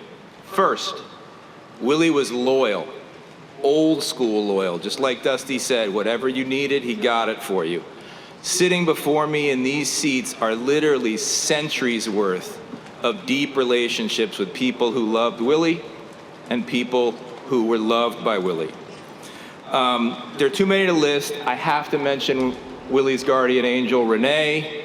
I have to mention Murph and Mario, and I have to say to the Giants, you all took care of Willie the way he took care of you. Pam and Larry Bear are here, thank you. And the McGowan family is here representing Peter, who loved Willie, and Willie loved Peter. Second, I appreciate the applause, but the pitch clock is on me, so, you know, it's just save that for the good stuff.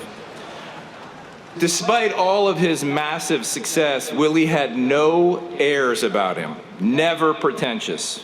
Once we had dinner at a fancy hotel. When we got to dessert, Willie asked for his favorite, ice cream. Not on the menu. The staff scrambled. Minutes later, an out-of-breath waiter returned from his grocery store sprint to plop a cardboard pint of ice cream right in front of Willie, still in the plastic bag, with the receipt. The manager of this fancy hotel was aghast, scrambled, asked Willie if he could make it into a more formal presentation. Willie, as he would, declined such fuss. But he said, there is one thing. The manager nervously said, oh, Mr. Mays, what is it? What is it? Willie said, I'm gonna need a spoon. He ate the whole thing right out of the carton and did what he always did. He smiled, said thank you, and left a massive tip. Willie was modest, didn't use words like fantastic or awesome. His highest praise was a humble this. That's pretty good. My children tell me I do that terribly, but that's as close as I can get. And as an example, when Ambassador Bleish called Willie to tell him that he had won the Presidential Medal of Freedom, or that President Obama was going to take him for a ride on Air Force One, Willie's response, that's pretty good. Willie had a remarkably quick mind and was the master of the one-liner. His brilliance in his mind played out on the field, but when I knew him after he was playing, it played out with a one-liner. We were at a large event in New York City. He greeted every guest during a 2-hour reception, signing autographs, taking pictures, all of that. When we moved to dinner, the guests raised their hands to ask more questions, leading Willie to defer the steak and potatoes sitting before him after his 2 hours of work. 6 questions in, a man asked, Willie, you are now in your 80s, but you look great. How do you stay so fit and trim? Willie immediately responded, y'all ask me so many questions, I ain't got any time to eat.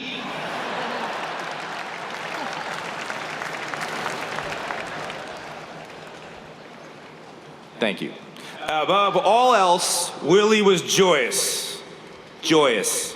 If there was a gold glove for joy, he would have a platinum one with diamonds on it. His life had hard challenges, and you don't make it to 93 without the effects of age. But he never complained. He would always flash that smile, find something to laugh about, and tell the 3 of us to move forward. And to you fans, I see all of you sitting up there, thank you. As Michael aptly stated when his dad passed, you fans were his lifeblood, and you all gave him as much joy as he gave you. And on that note, I don't think this should just be limited in participation to the folks in the folding chairs, and I know Willie would want you all up there in the seats to participate. So we've come to that portion, and I want you to help me send some joy right up through this clear sky before the seagulls get here, right to Willie. I'm gonna shout, say hey, and I'm gonna ask you to repeat so loud after me that Willie can hear this, and we're gonna do this 3 times. You ready? Here we go. Say hey! Say hey! Say hey!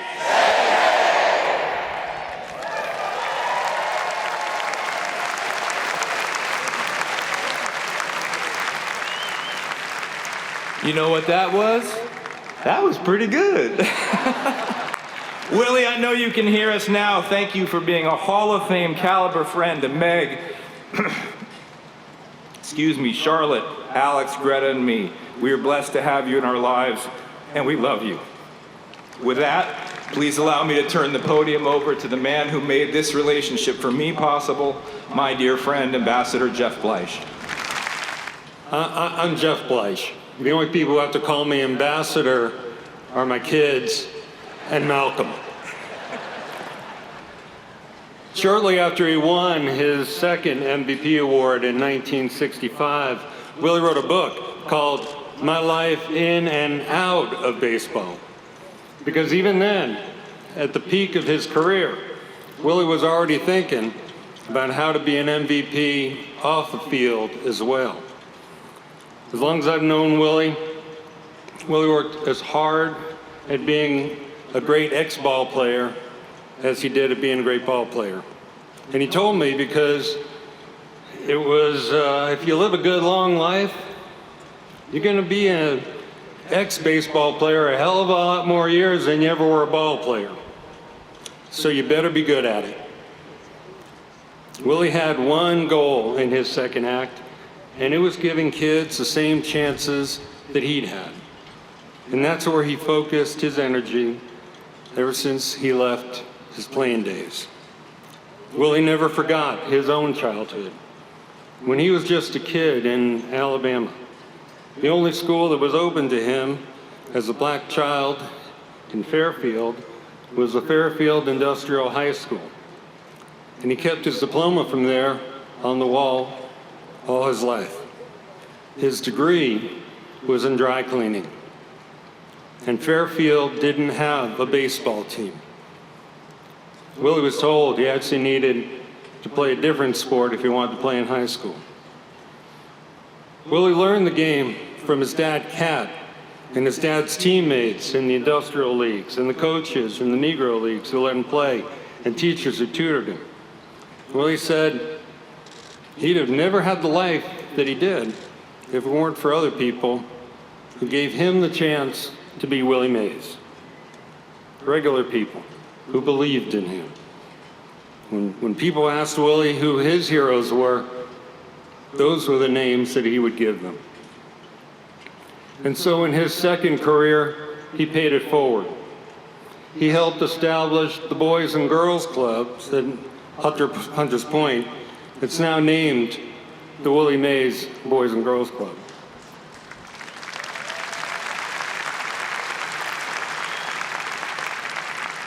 He rebuilt ball fields from Fairfield, Alabama to Richmond, California. He and the Giants created the Willie Mays Scholars Program, and he founded the Say Hey Foundation to ensure that his work would go on long after he's gone. Helping Children also brought out Willie's competitive side. When he was negotiating the advance for his biography, he demanded the highest advance ever for a retired athlete because he said, well, it's all going to the kids.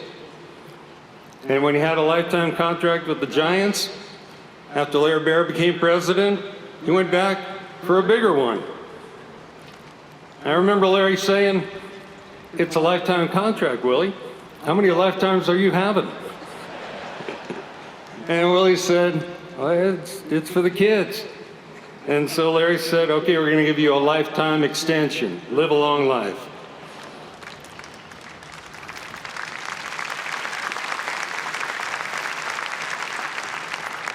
Willie spent a lot of time with children because he lit up around them.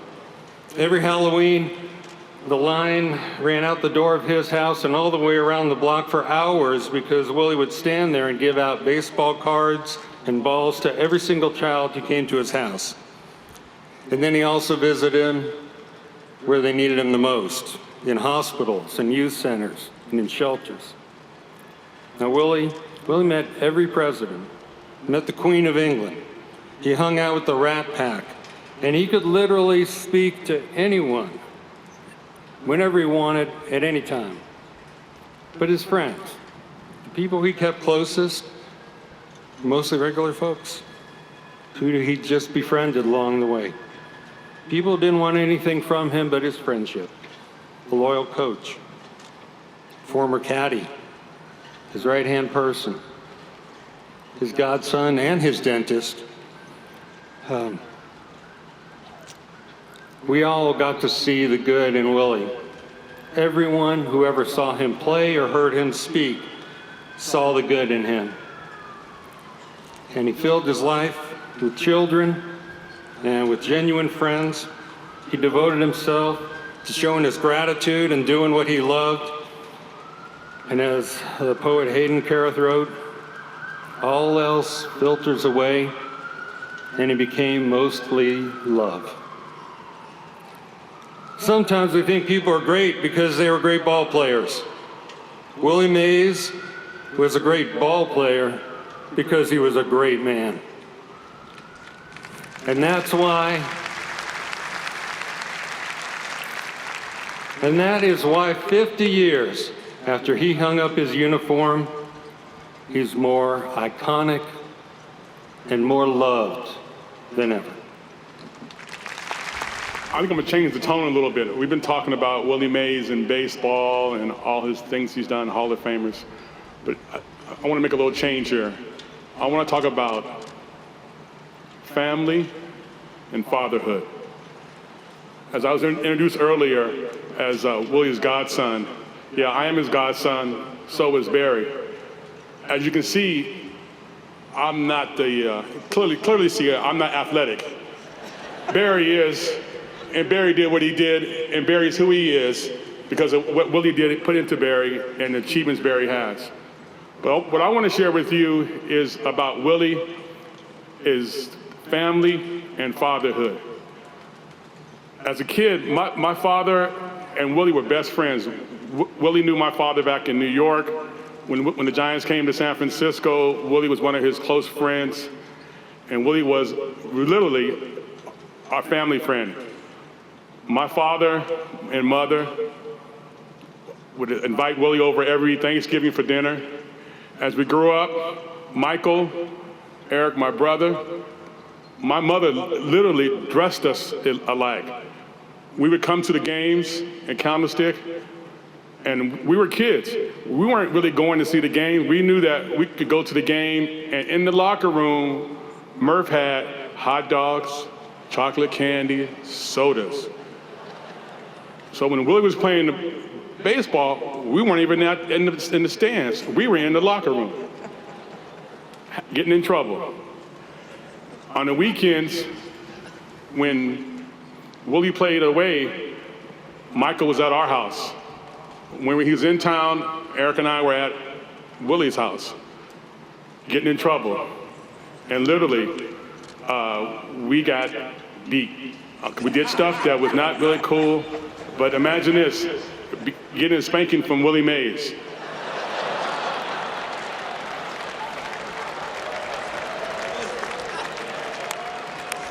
And imagine that, we were at, 5 or 6 years old? I am now 64 years old. We still fear him. There were times when Michael and I were at the house, and one night was Michael and I, it was about 3 years ago. It was Michael, myself, and Willie. And he went off on us about some stuff that we should have done and we didn't do. And it wasn't, I mean, we're grown men. But we humbled ourselves to the fact that, because we knew as we were raised, we respect him as a parent. Those of you who know, for the last 10 years, I literally was at Willie's house every Sunday, those who knew, and spent time with him. And I mean time, I would get there about 11 o'clock and leave about 6. And Willie would sit there and give me a lot of advice on a lot of things. Just to kind of give you a little history, when my father passed, Willie stepped to the plate. Literally to the plate.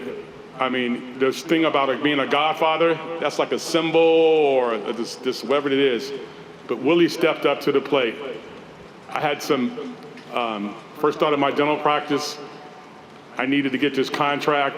Willie was there to help me get the contract, negotiate the contract, to get my equipment I needed. After that, I had a major illness was in the hospital for a long time. Willie came to the hospital. When I got married, Willie was at my wedding. When I needed something, Willie was there. So you talk about fatherhood, family, he was that guy. And we keep talking about this baseball thing. You know, I didn't know Willie Mays. I knew Willie as a father figure and was just a good friend. So I want to end with this. The word family, the last three letters in the word family is I-L-Y. I love you, Willie. Thank you.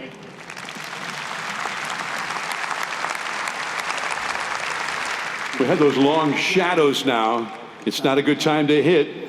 Thought I'd mention that since we're talking about Willie. And I heard a story that his last at bat, he was 42 years old. It was extra innings in the World Series. He was with the Mets. They were in Oakland. They had the long shadows. It was a day game. And he got to home plate. There was a big run out in scoring position. If Willie could knock it in, the Mets would go ahead.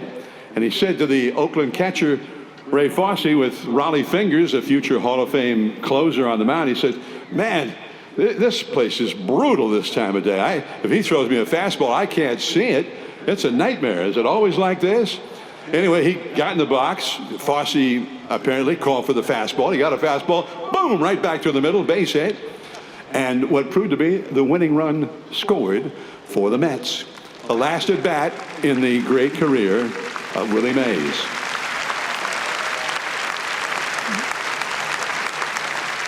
Well, we've heard from President Clinton. Now, if you can please direct your attention to the video board. We received a special video tribute from the 44th President of the United States earlier today, President Barack Obama. Like many of you, I was too young to see Willie Mays play in his prime. And yet it's a testimony to his greatness, on and off the field, that he served as an inspiration to me and to so many other Americans. Willie's exploits on the field are well known and the stuff of legend. Blessed with an unmatched combination of grace, skill, and power, he excelled in every aspect of the game from the moment he arrived in the majors, amassing a record of accomplishments that only a handful of players even came close to matching. When you take into account his durability and longevity, when you factor in his extraordinary success during his brief stint in the Negro Leagues, and the fact that he lost 2 years of his prime to military service, a strong argument can be made that he is the greatest baseball player to have ever lived. But Willie Mays' impact on our culture goes far beyond statistics. After all, in the 50s and 60s, baseball dominated American sports. Nothing came close.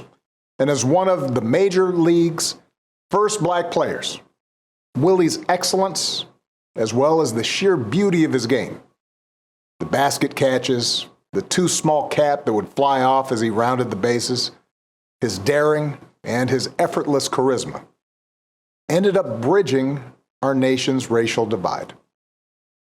Whether you were black or white, everyone could appreciate Willie's unbridled enthusiasm, his work ethic, his inherent dignity, and graciousness.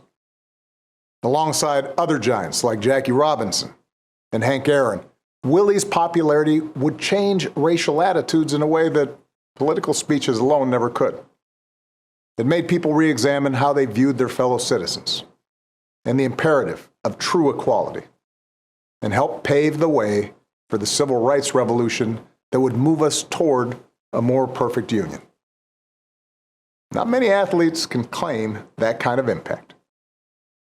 In a very real sense, Willie Mays' career was one of the foundation stones that would ultimately allow someone like me to even consider running for President of the United States, which is why I consider the opportunity to have gotten to know Willie over the years and to say thank you to him to be one of the great joys of my life.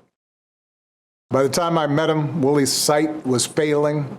He didn't move around too well, but I nevertheless had a chance to experience firsthand the warmth and generosity of the man.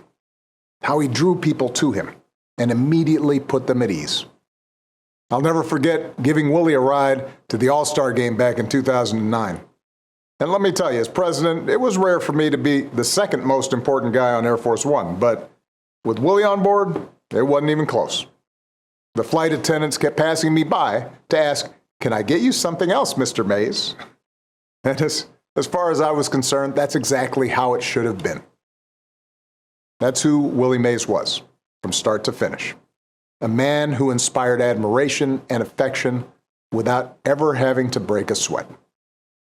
That's why his influence lasted long after he'd played his last game. And that's why those of us who were lucky enough to know the Say Hey Kid will miss him so very, very much. God bless Willie Mays, and may he rest in eternal peace.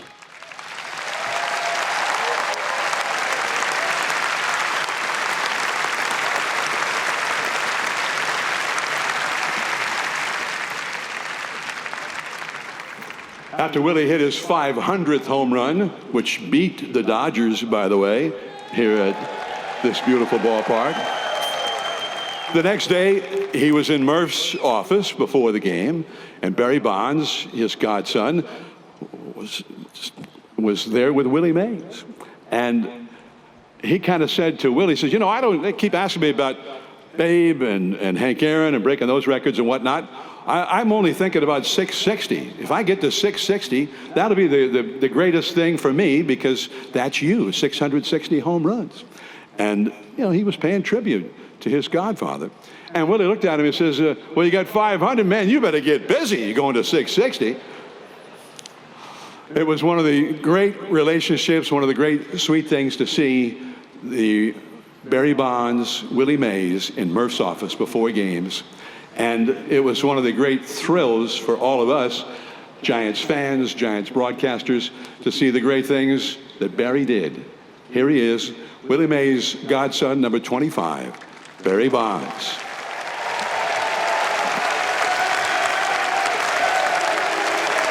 Oh, good evening, ladies and gentlemen.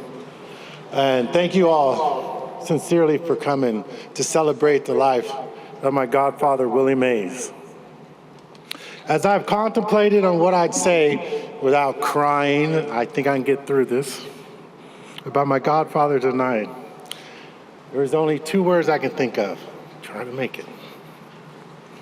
And it was the same two words I thought about my father, and it was thank you, Willie.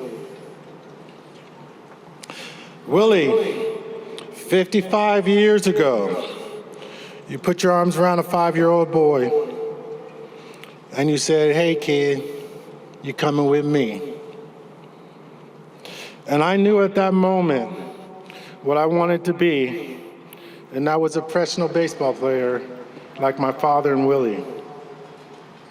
And as a young boy, I can talk a lot about the wonderful things about my godfather Willie, like sitting in the parking lot, waiting for that pink Cadillac to come through the stadium, climbing on his locker. But I'd probably be repeating a lot of things that everyone said here tonight. Talking about one without the other seems kind of strange to me, because I couldn't have learned everything about the game of baseball without my father and Willie. Just couldn't do it. I learned it mostly in the locker room. We talked, batting cages, at the house, my mom and all of them playing cards. But most of the time was Monday, Wednesday, and Friday at Half Moon Bay, the golf course. When Willie and my dad would play golf and reminisce about the old days. And that's when you got real talk, the real knowledge of the game, when Willie and my father would tell me stories about each at bat, who they faced, how they approached it. And they even went back to the days when they had to go in the back door of a restaurant just to get some food. But that's nothing compared to what Willie taught me about the game of baseball and what he gave to me like a second son. Mentorship, unconditional love, and yes, a butt kicking when I needed it. And then love again like a father. But I didn't know after all these years, turning 60 in July, what really was truly giving me until now. Forever memories. Forever memories. And like I said about my father, thank you, Willie. Thank you.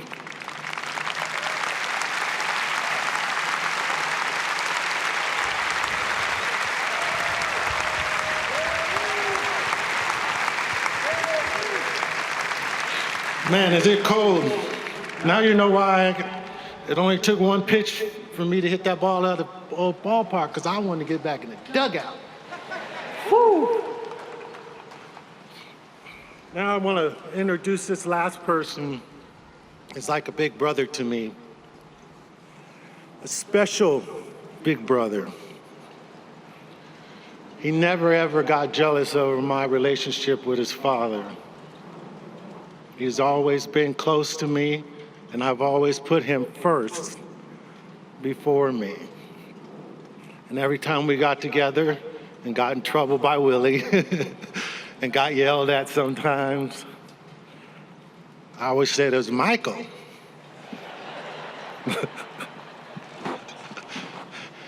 And then one more other thing too, before I introduce Michael up here. That picture you all see on the internet with Willie in the dugout with that little boy, that ain't me. That's Michael, his real son. Ladies and gentlemen, Michael Mays. His dad was up here in front of all y'all. It'd be just another walk in the park. I feel like a rookie facing Marichal. All right, here we go. Presidents Obama, President Clinton. Sir, thank you. That sax guy was awesome, but I was hoping you'd sit in for a minute, but we'll get back to that. Giants leadership, Larry, Pam, support, Murph, Mario. I got a lot of mayors. I got Agnes, Jordan, Miss Bree, and Willie Brown. Commissioner Manford, Mr. Torrey, Pastors Bernard and Greason, honored guests, dear friends, big leaguers, great city of San Francisco, adoring and enduring fans. Your magnificent participation here today is testimony to my father's impact. Very much appreciated. Phil, as best brothers ever go, I guess you'll have to do. I grew up with that guy. Barry, seriously, may you be as embraced as I have always been by you and Pam. Because the fact is, you are the truth. Orlando Cepeda, Baby Bull, Cha-Cha. Coelho Suave, Tio, your music's playing in us all.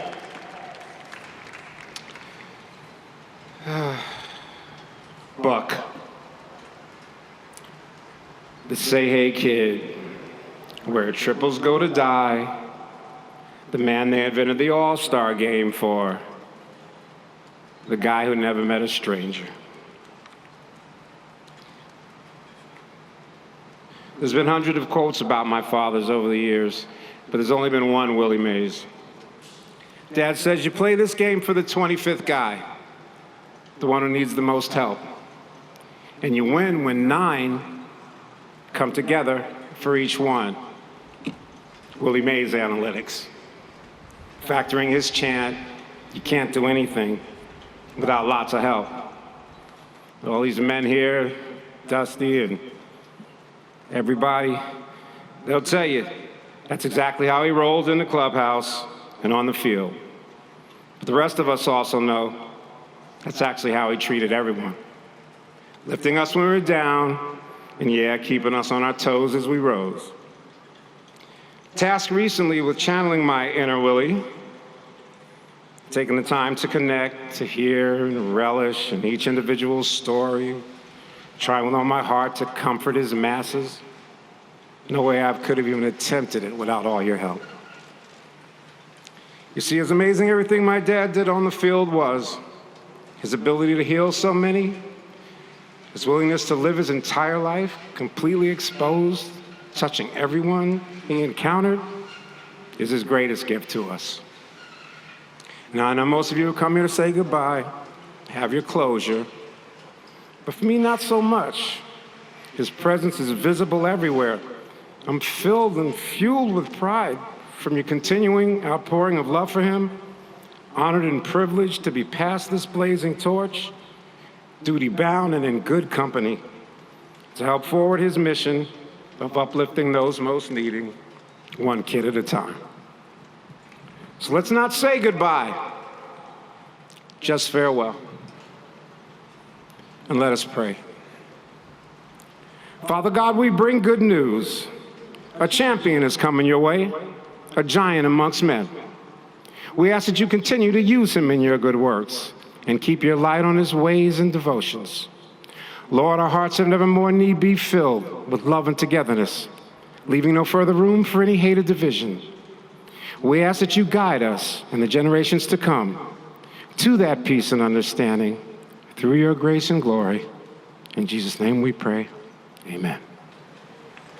Thank you.